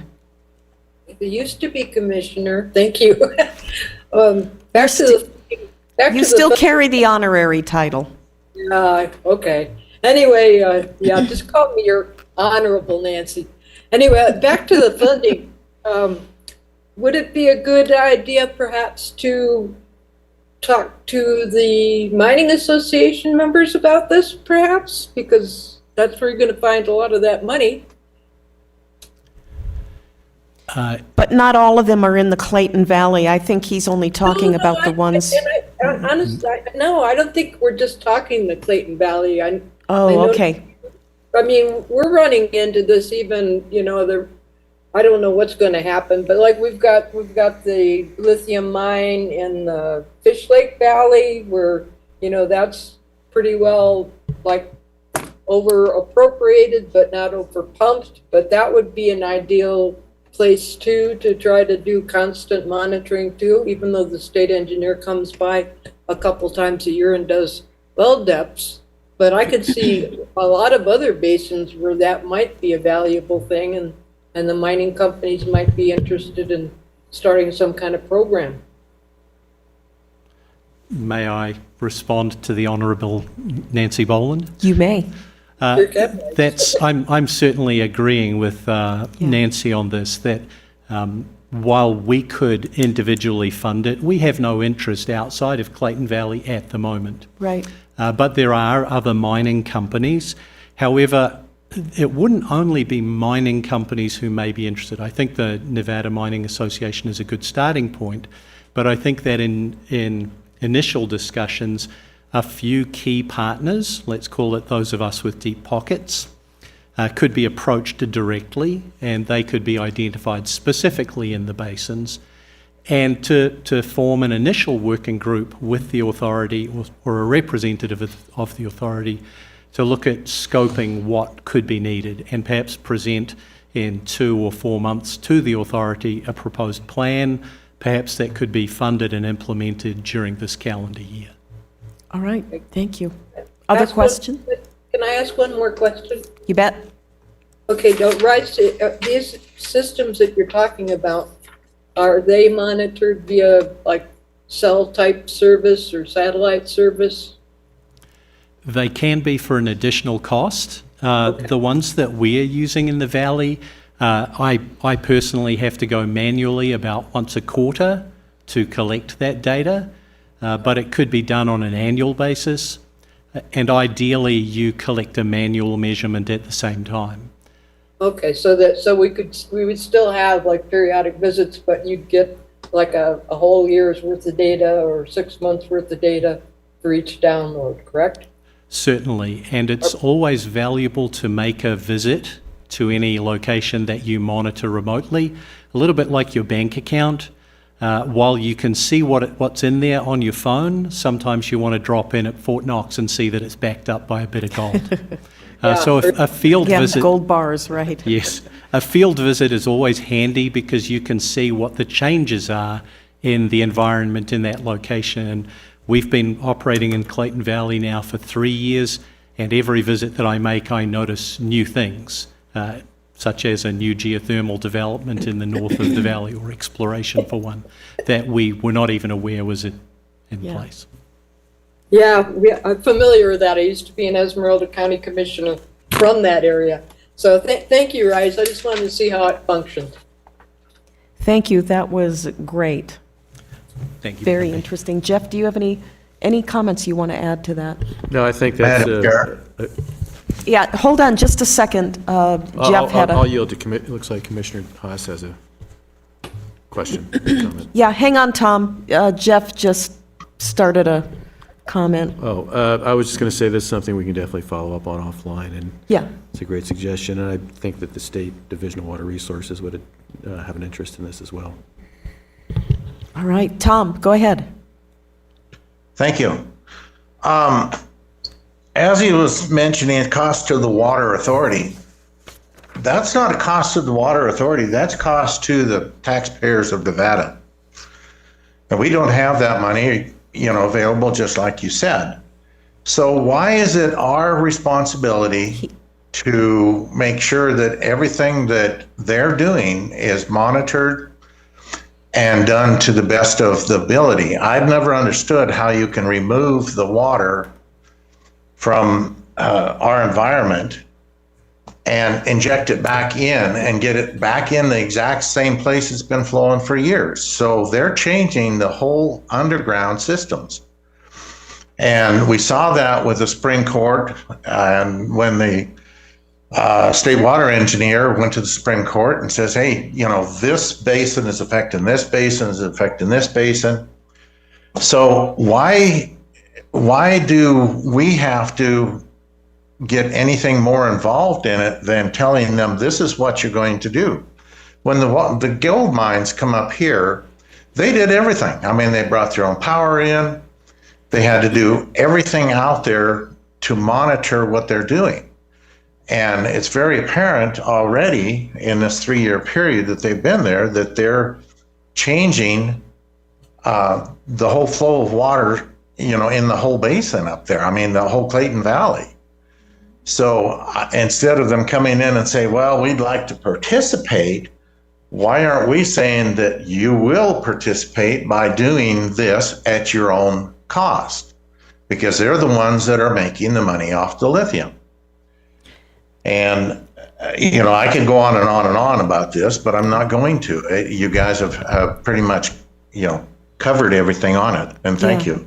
Thank you, Commissioner Haas. And I think where all this started was we already have monitoring wells in those areas. We're not asking anybody to foot the cost for those besides CNRWA. And the recommendation was just made to form a collaboration among this organization, some mining companies, and maybe DWR and the Nevada Mining Association to secure the funding to expand what could very well be a really terrific collaborative effort. So I think it was made clear by our presenter that he wasn't expecting us to foot the bill, but your points are very well taken, and I appreciate you bringing them up. Anybody else? This is Commissioner Ralph Keyes, Esmeralda County. Hey, Ralph, go right ahead. Yes, the gentleman from SLB. I would invite you to come to one of our board meetings and possibly discuss your project, and we could work out some type of a developer agreement to mitigate any of this potential negative effect on the water system out there. We're actually have a draft of a special use permit we're working on right now for this type of development. So I would invite you to come and see us in Goldfield. Certainly, Commissioner Keyes, we intend to do so for that special use permit. We were just advised of that requirement recently. Thankfully, I've already attended 2 of your commission meetings specifically for the pilot project to date, and we want to continue to work with the county both on that special use permit and on the plans for future activities. So you'll certainly see myself and others from our organisation, I would imagine before the end of calendar 24, at your commission meetings to present further. Well, thank you very much. We look forward to seeing you. Thank you, Commissioner Keyes. Thank you. Thank you. Thanks. Item number 11 is a possible action to initiate a request for proposals to provide CNRWA legal services regarding Nevada water law and policy issues. Terrific idea. Jeff. Thank you, Madam Chair. Since 2018, this board has utilized the services of Advocates for Community and Environment in New Mexico, Seaman Herskovitz, the lead attorney there, and Iris Thornton as well. And they have worked with us primarily through, on bills, bill draft requests, other policy matters related to obviously water issues here in Nevada. They've got great experience, understand Nevada water law very well, and they've been very helpful in advising us, again, primarily through, working on proposed legislation and rulemaking as well by the Division of Water Resources and things of that nature. And this board agreed to continue that arrangement with Advocates for Community and Environment for this current period, I think ending or through next year, so June of 2025. We have not been able to finalize this year's agreement with that group for different reasons, and there still may be interest or an opportunity to continue our work with them. But at least at this point, I'm recommending that we go ahead and at least initiate some request for proposal to do to provide those services to CNRWA, whether it's, would include advocates for community environment if they're still interested, and other attorneys who are familiar with Nevada water law and would be particularly. Where would we advertise? I think probably we would just look at water rights attorneys in the state of Nevada and sort of. So we would do direct contact? That's how I'd recommend we do it. I think that we can probably, provide a list of, whoever might be interested, but not to exceed 3 to 5, particular attorneys or firms. And again, this would be to help us. And you already built that into the budget anyway. Well, that was the part of the budget that you Yeah. included, so we increased that amount from 10,000 to 20,000. And that, based on that amount of money and the services that we're looking to have provided may or may not be of interest to, water rights attorneys. But I thought it would at least get the process started. Yeah. Is there a motion? Madam, To approve? To approve. Yeah, motion to approve by Shayla Hudson. Is there a second? I'll second. Yeah, James Evans, seconded. Questions concerning the motion? Any other questions for Jeff or discussion? Is there any opposition to this motion? Any abstentions? With no opposition, that motion passes. Item 12 is a report from CNRWA's Legislative Committee. Norm Frey is our chairman. Unfortunately, he couldn't be with us today. Do you want to give us a brief update, Jeff? Sure. Let's find my list here. There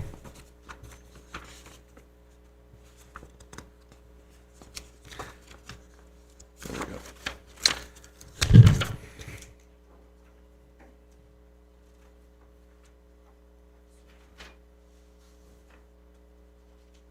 The lunch man cometh.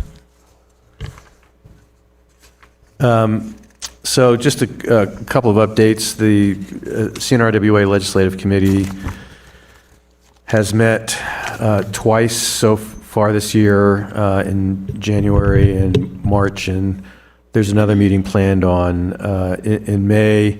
And of course, that committee is chaired by Norm Frey. Nancy Boland is on the committee, our chair, Commissioner Strickland, Commissioner Steninger, Jake Tibbetts, and then also Doug Busselman of the Farm Bureau, and Chris Mahana representing Churchill County. And primarily up to this point, it's really been just discussions about what has been brought to the interim legislative committees that are looking at water issues in the state, and just things that we're hearing about as far as ideas or issues that might come up in the 2025 legislative session. On March 22nd, I was asked to provide a presentation on CNRWA and the Humboldt River Basin Water Authority to the Public Lands Subcommittee of the Joint Interim Standing Committee on Natural Resources. So that's 4 members in the subcommittee, the Public Lands Subcommittee. And I provided a very general overview, and I know Jake Tibbetts was also asked to present as well on issues in Eureka County. We made some recommendations, and there was a lot of interest in that committee hearing, not just from our presentation, but from virtually every presenter. The subcommittee wanted to know how their water rights retirement program was going, or whether or not they even had a water rights retirement program. I was the only one that was able to affirmatively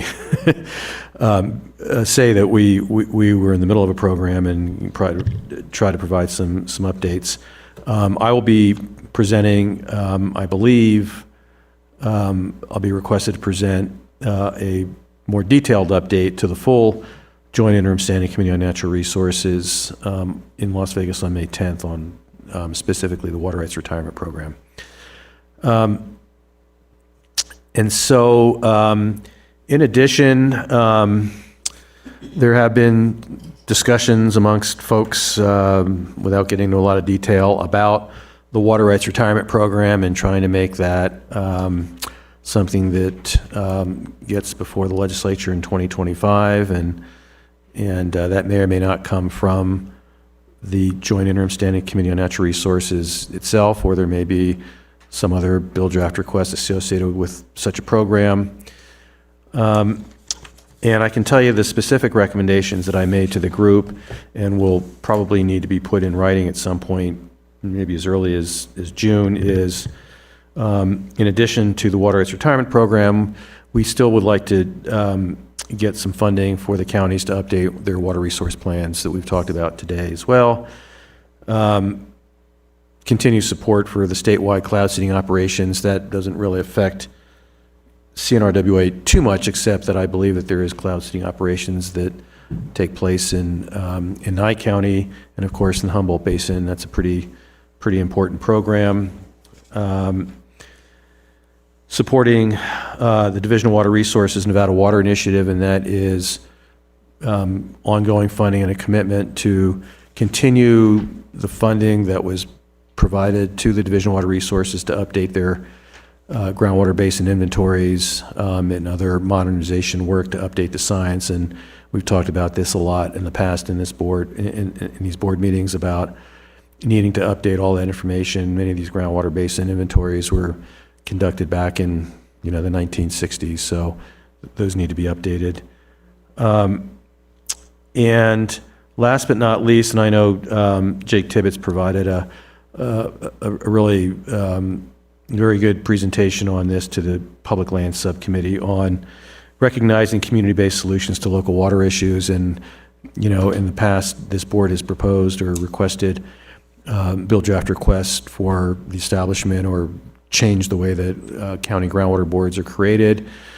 We've not been able to get that bill enacted, although we got pretty close to the goal line last session and couldn't quite get it there for a number of different reasons. But there's a lot more. Yeah, I don't know what's more frustrating, not getting close at all or getting that close and not being able to go over the goal line. Well, yeah, they're both equally frustrating, but it's, at least if you know ahead of time that your bill isn't going to get heard or there's too much opposition, you don't spend a lot of time and energy on it. But when you get that close, it is disappointing. But nonetheless, so I think, in retrospect, some of what happened in the past may actually turn out to be helpful for us going forward, because there seems to be more understanding of the need and thought about what these groundwater boards could actually do, including perhaps the authority for imposing assessments to do various things within those basins, and maybe getting away from more of the day-to-day sorts of functions like, commenting on applications for water rights appropriations, but more, long-term planning and dealing with larger issues. So those are the recommendations that we had made. And I don't know if Jake wants to make any comments about that particular recommendation.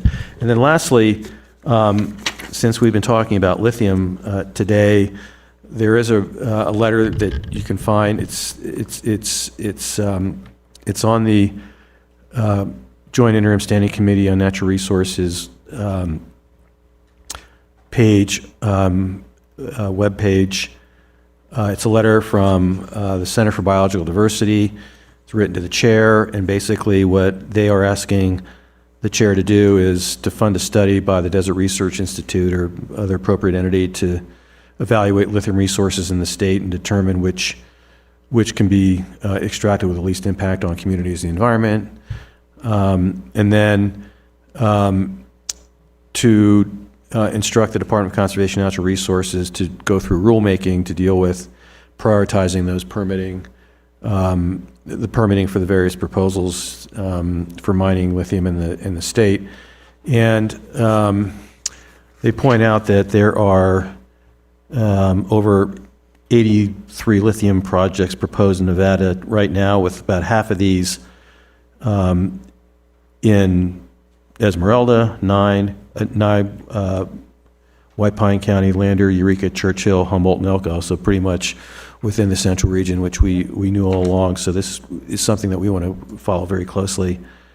and just kind of see where things are. And they're particularly concerned about the lithium extraction process as well, or well, they're concerned about lithium extraction both in the clays as well as groundwater, but more so in the groundwater, I think, as it pertains to what we're talking about. So anyway, that's all I had on this particular item. And Jake, is there anything you'd like to add?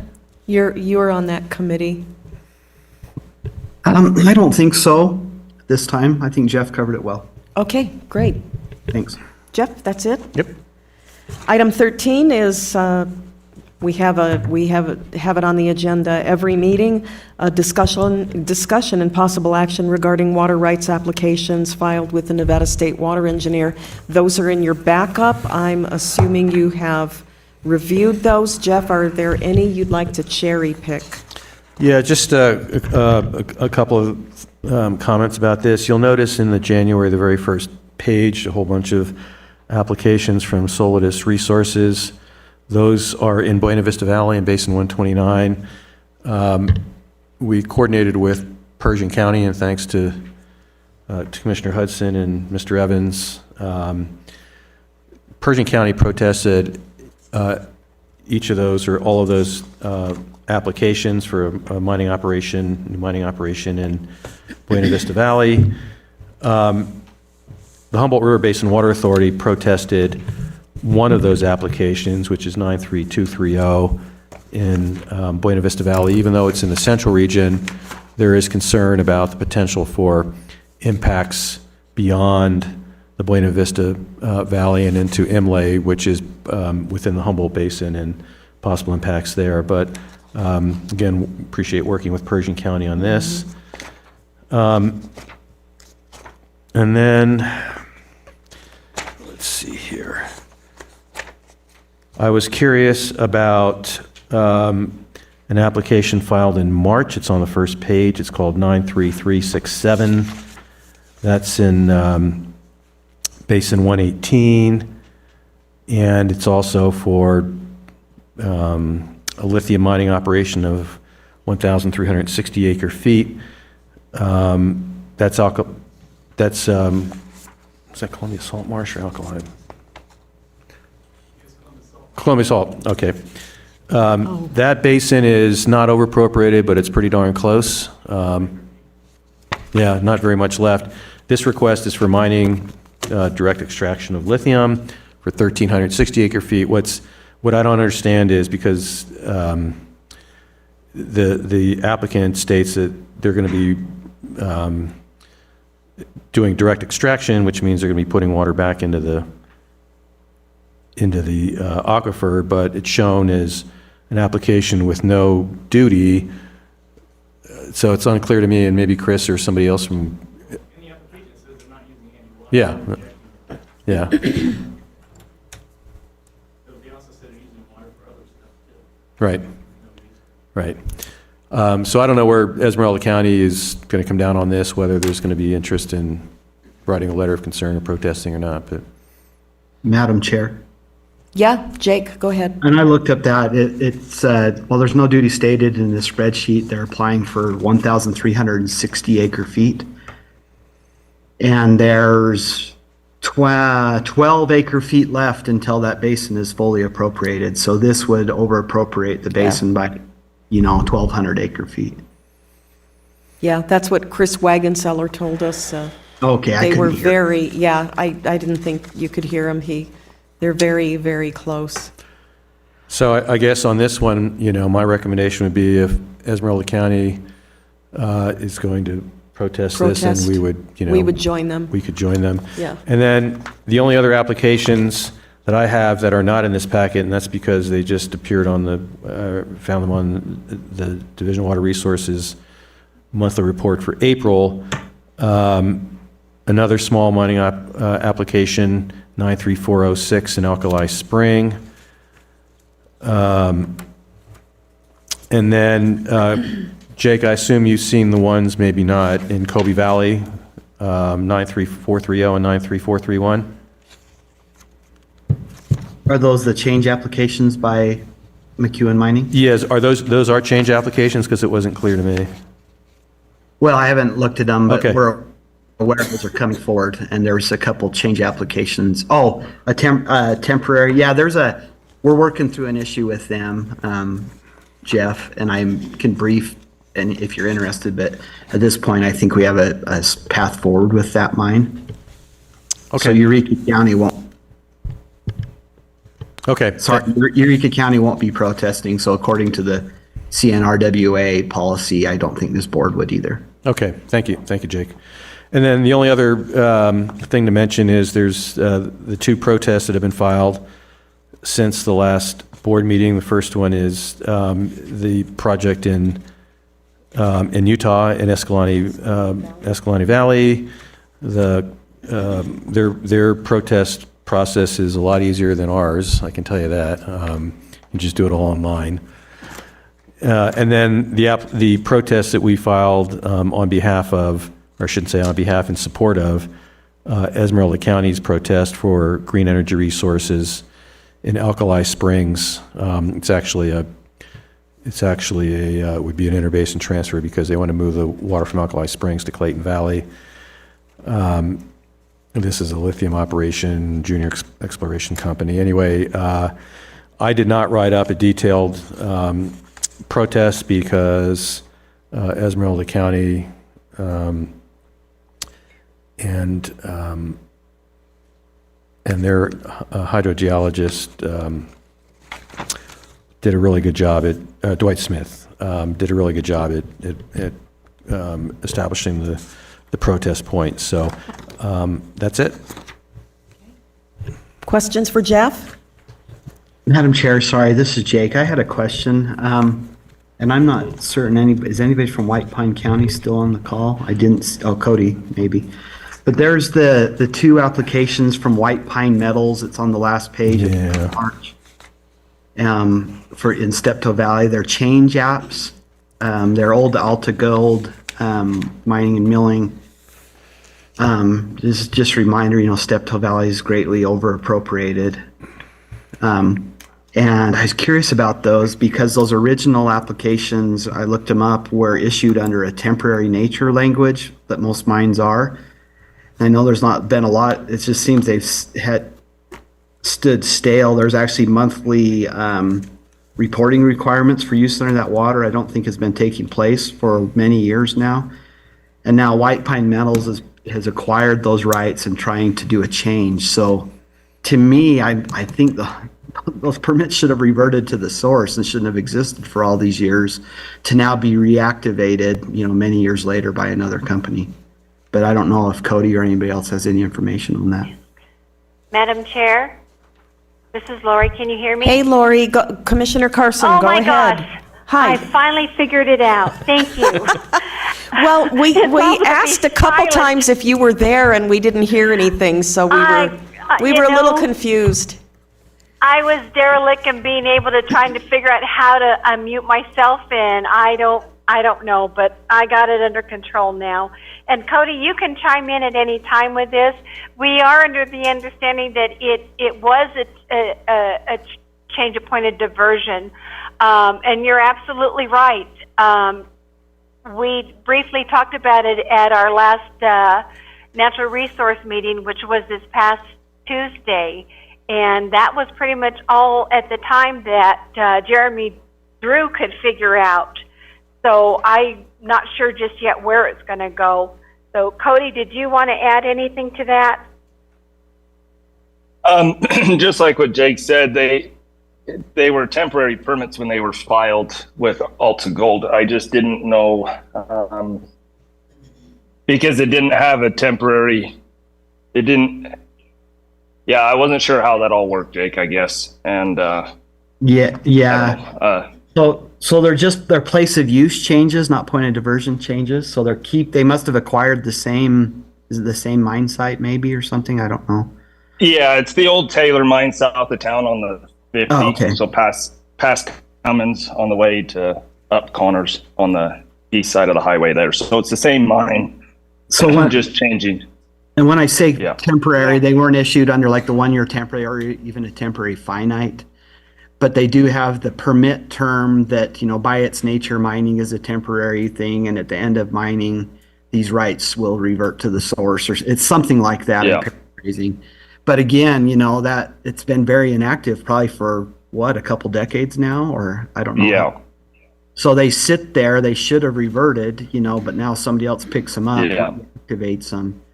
And that would be something in Eureka County we'd be really concerned about. But that's why I looked into these, because since that basin is so upside down, it just seems that we shouldn't be continuing to allow stuff like that to happen there. Agreed. Okay, Jeff? Well, I guess along those lines, does this board want me to support White Pine County should they decide to move forward with? I think so. That's our policy. Okay. All right. Okay? Thank you. Thank you, Lori. So we need a motion to support Esmeralda County or just do it? Well, that is our, I don't know if we need a motion because that's our policy. Well, it's a condition, it's a condition. Do you want to? I believe our policy basically says that it's still the board's decision to. Is Debbie still on the phone? I don't know that she would know that. Here, let me see if I can find our policy here. Madam Chair, this is Jake again, sorry, but Yeah. in the past, if it wasn't a current time, I think the policy is that we would either ratify, Yeah. withdraw, or approve, so Yeah, I completely agree with you. I just don't think a motion is necessary. Okay, so I'm reading the policy now, and it says that, So here, and I'm looking at the agenda item under which we would be making a decision, and the language is specifically discussion and possible action on January, February, March, and April 2024 water right filings, previously and newly filed protest letters and comment letters by CNRWA and state engineer rulings and orders. so the policy, item 3, upon affirmative finding in section 1 that it meets various conditions for protest, Yeah. which includes,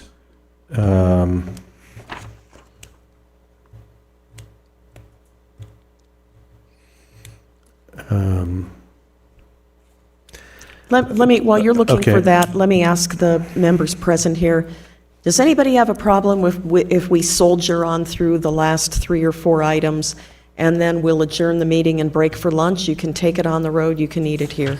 Is that okay? Is everybody good with that? okay, so. Nobody's arguing, so I guess that, all right, thanks. So the county in which the place of use or point of diversion is situated would need to file first a protest, and then upon affirmative action or finding in section 1 and 2, section 2, the members shall diligently consider the cost of pursuing a protest action, determine whether the fiscal impact. Have you filed, Lori or Cody? Have you folks filed on this? No, we have not. And I don't know where it hadn't been remanded back if that would be more of a comment letter to the way that it was handled by the state office. I don't know.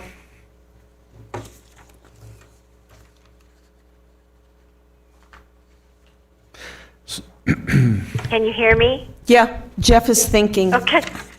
Okay. He's thinking and looking. Yeah, and I don't know if that would be something that I would discuss with Jeremy. I don't know the timeline. Well, I have a suggestion. How about, Jeff, maybe you and Lori want to discuss this in more detail after the meeting? So I they can can, certainly they do can that. determine. Yeah, so Sure. at the last meeting, at that point, in the protest that is in the, that we filed in Alkali Springs, that is in your packet, it was a similar situation where we were aware that Esmeralda County was considering filing a protest, but they Right. hadn't. Yeah. And the motion was for me to file a protest if Esmeralda County did, which is how we did it. I mean, we could do the I same don't thing. have, I don't have a problem making a motion to do that. My problem is the way this agenda item reads. Can we make that motion without violating the open meeting law? Because the language is,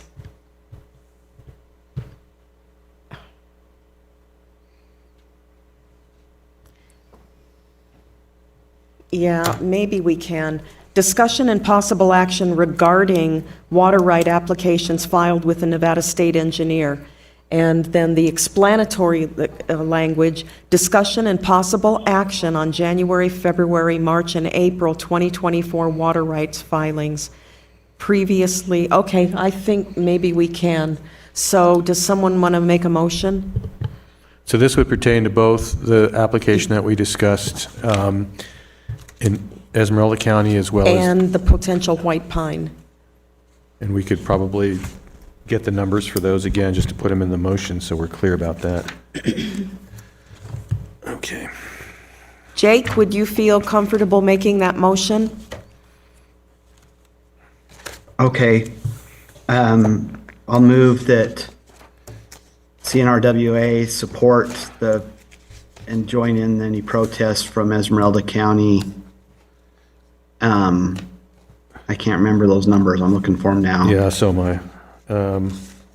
And while Jeff's looking for that, and if White Pine County chooses to, for White Pine Metals applications 93401 and 93402. And the application in Esmeralda County is 93367. Okay? And I would be happy to second that. All right, there's a motion by Jake Tibbetts and a second by Commissioner Lori Carson. Is there any question on that whole Yes. confusing? Yeah, Yes. This is Nancy Boland. I yeah. believe Jeff mentioned another application in Alkali Springs for Esmeralda also. So that was the application for Green Energy Resources that we did protest, and Esmeralda County did protest. Well, I thought it was a new one, Jeff. that you It is, said- and that was the number I thought The one he just read. the one I just thought. read. Did you Well, how not? about the one in the Columbus Salt March then? Oh, that's the one where they're almost there. Yeah. That depends on, is Esmeralda County going to protest that? No, that, Madam Chair? Yeah. I'll amend my motion to include the Columbus Salt Columbus Marsh Salt Marsh. application 93367. okay. Thank you, Nancy. Thanks, Jake. Will the second, And I will amend, yes, I will amend my second. thank you. We have an amended motion and second on the floor. Any other questions concerning this? Would anybody care to repeat the motion? No, I'm kidding. Yes, Wildy Bruff. I was just wondering if the individual counties also protest. That's what we're talking about. So the motion, based on CNRWA's policy, is that we would only protest as an organization if the county, If the county does it. if the county Right. protests. And that's what the motion reflects. Yeah, so the motion is conditional depending on the action taken by the Board of County Commissioners. Yeah. Yes. Any other questions? Is there any opposition to this motion? Any abstentions? With no opposition, that motion passes. Thank you. Item 14 is Jeff's report to the CNRWA Board. Madam Chair, just a couple of quick items. For the last 2 or 3 years, it seems, we've been talking about this water Yeah. judges program. Pilot program. It's a 3-year pilot program ordered by the Supreme Court after 2+ years, I think, of commission studies. I was a member of that commission, and several other people, I think, on this call as well. And there were questions about, well, what ended up happening. The order was issued this past July, I believe it was, and we had heard that the number of judges had been certified and there was training. And so in your packet is some information about the program, the judges that have been certified, those that are pending certification, and there's quite a few judges that have been certified, which is good to see, including a number of judges in the Central Region. Jeff, I would really like it if on a future agenda, we could invite one of these judges who have received their certification for water law to address the board and share the experience, and Sure. I'd be happy to reach out to Judge Wonker in Nye County if anybody else has any ideas. Well, she serves Esmeralda County too. Or if you have any relationship, if anybody has any relationship with these judges, and see if they'd be interested in addressing the board. I think that would be interesting. That's a great idea. I'll see what we can do. Thank you. Okay. Anyway, that's in there. And then the other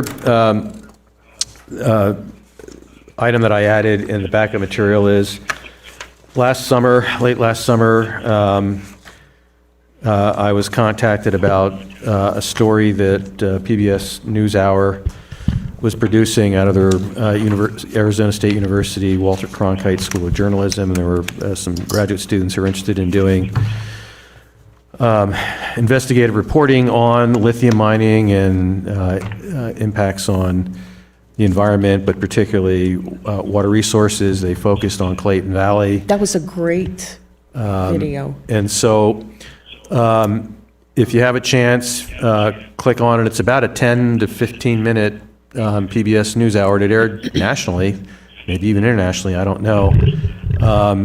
Spent a lot of time in Clayton Valley. I know Commissioner Windsor was interviewed. Niall Pennington was kind of the star of the show, if you will, just because they had him out there, doing monitoring and things of that nature. They interviewed me and others, and so it's a good story. I'm not going to sit here and pass judgment on whether it's Fair and balanced. Fair and balanced, but I mean, as far as PBS is concerned, it seemed pretty balanced. There are a lot of questions. We'll just leave it at that, and I think legitimate questions, and that's kind of how I address the whole situation. It's something that we're following and is important to our member counties, and so anyway, that's my report. Okay, thank you. Item 15 is an opportunity for board members to make comments for the record. To my colleagues on Madam the... Chair? Yes. This is Lori. If I could quickly speak, because I've got a conflict coming up and I'm just about ready Yes, to get off please, the phone. go ahead. The only thing that I want to say, and Cody, if you want to add anything else later, please do.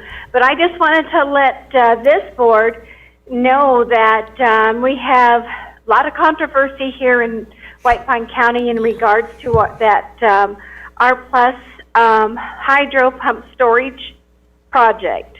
There's been a coalition group that has put up a pretty big billboard sign on the way from north going to McGill that references out-of-state developers want our land and water.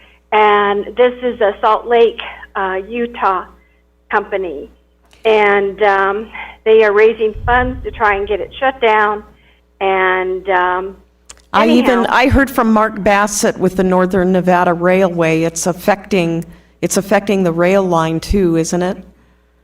Well, from what I understand, they did their community outreach and they monitored, and they also did questionnaires that they had available. And supposedly the majority of the people were not, and that included visitors, not, I think, as opposed to it as what the community itself is. Yes. Well, keep us posted, Lori, please. All right, thank you, and I'm sorry That's okay, we understand, thank you. All right, thank you. Thanks, Lori. Bye. Any Thanks, other bye-bye. members? I have one thing I'd like to say, and it's a sad thing. Commissioner Carver, Midge Carver from Smoky Valley, Nye County, who's been on our board for many, many years. She got some devastating news last week. Her daughter passed away, and her daughter had been sick with cancer for a long time, and she passed away. She couldn't be with us this morning because now her son is very ill and has been hospitalized. So if any of you know her and would like to reach out, and just let her know you're thinking about her, but we certainly are. Anybody on the phone have any comments? Jeff, when's our next meeting?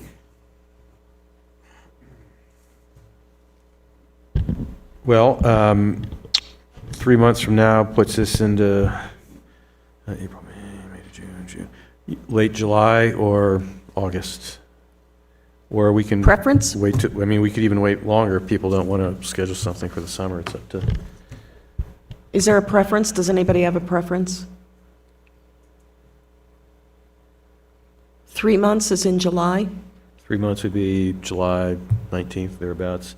I think that might be a little, it would be 3 months, but I don't know that we necessarily have to have it in July. Okay. So it could be August, it could even be September, although September gets busy as well, so maybe an August date. And in August, I think the only conflict that I know of today is August 23rd, that's the NACO board meeting. So if You want to back it up a week? if you wanted to go to August, you could do, Just pick a date. well, We'll make it work. Jake, I forgot what you guys do in Eureka County. Are you still on the 16th because August 16th would be the week before. We like to just always keep you on your toes, so we're now the first and third Tuesday of every month. That's what Nye County Okay. does. It's kind of like daylight savings time around the country, huh? Right, yeah. It's fine. We'll change it back just to keep it interesting. So, August 16th? Is that? 16th, all right. And of course, that's pending availability by Churchill County. Churchill County. Thank you, Oh, Pam. good, thank you. Any other comments by board members? Yeah, I just want to again, just echo your comments about thanking Churchill County, especially Oh. Pam Moore. Pam Pam, is just, yeah, a little golf clap for, trust me, I've tried to do this on my own and it doesn't work very well for me. So Pam has just made it so much easier for Yeah, us to do thank our you. business. Thank you, Pam. anything else for the good of the order? Item 17 is public comment. Again, this time is devoted to comments by the general public. We do not take action on any matters that are raised under public comment until they are included on an agenda as an action item. Any public comment? Hearing Yeah, none? Madam Chair, Chris Mahana. Yes, Chris? Yeah, I'm sure most of you are aware of this, but I just wanted to let everybody know that Rick Felling, a longtime hydrologist, chief hydrologist with DWR, passed away a couple of weeks ago, and there's a memorial service for him next Sunday, the 28th, at Hidden Valley Country Club, and Jeff or I can forward a link to that if anybody is interested in attending. So I knew Thank you. Rick very well, and he'll be missed. Yeah, thank you, Chris. It's a morning for bad news. Leanne? I know this is Leanna Carey, Progressive Rancher Magazine. I know this has been brought up many, many times, but I would like to bring it up again. Is my concern is about the accurate and more modern measurements of the perennial perennial yield in the valleys, especially the valleys that we are looking at, interested in, and watching closely. The perennial yield seems that if the old stock waters are dried up, then the perennial yield has been changed drastically from when originally the perennial yield was measured and dedicated at that amount, and now the stock waters are dry. It doesn't make sense to me that the perennial yield has not been adjusted to that fact. Thank you. Thank you, Leanne. Any other public comment? Public comment is closed and this meeting is adjourned. Thank you, everyone. And folks on the telephone, thank you.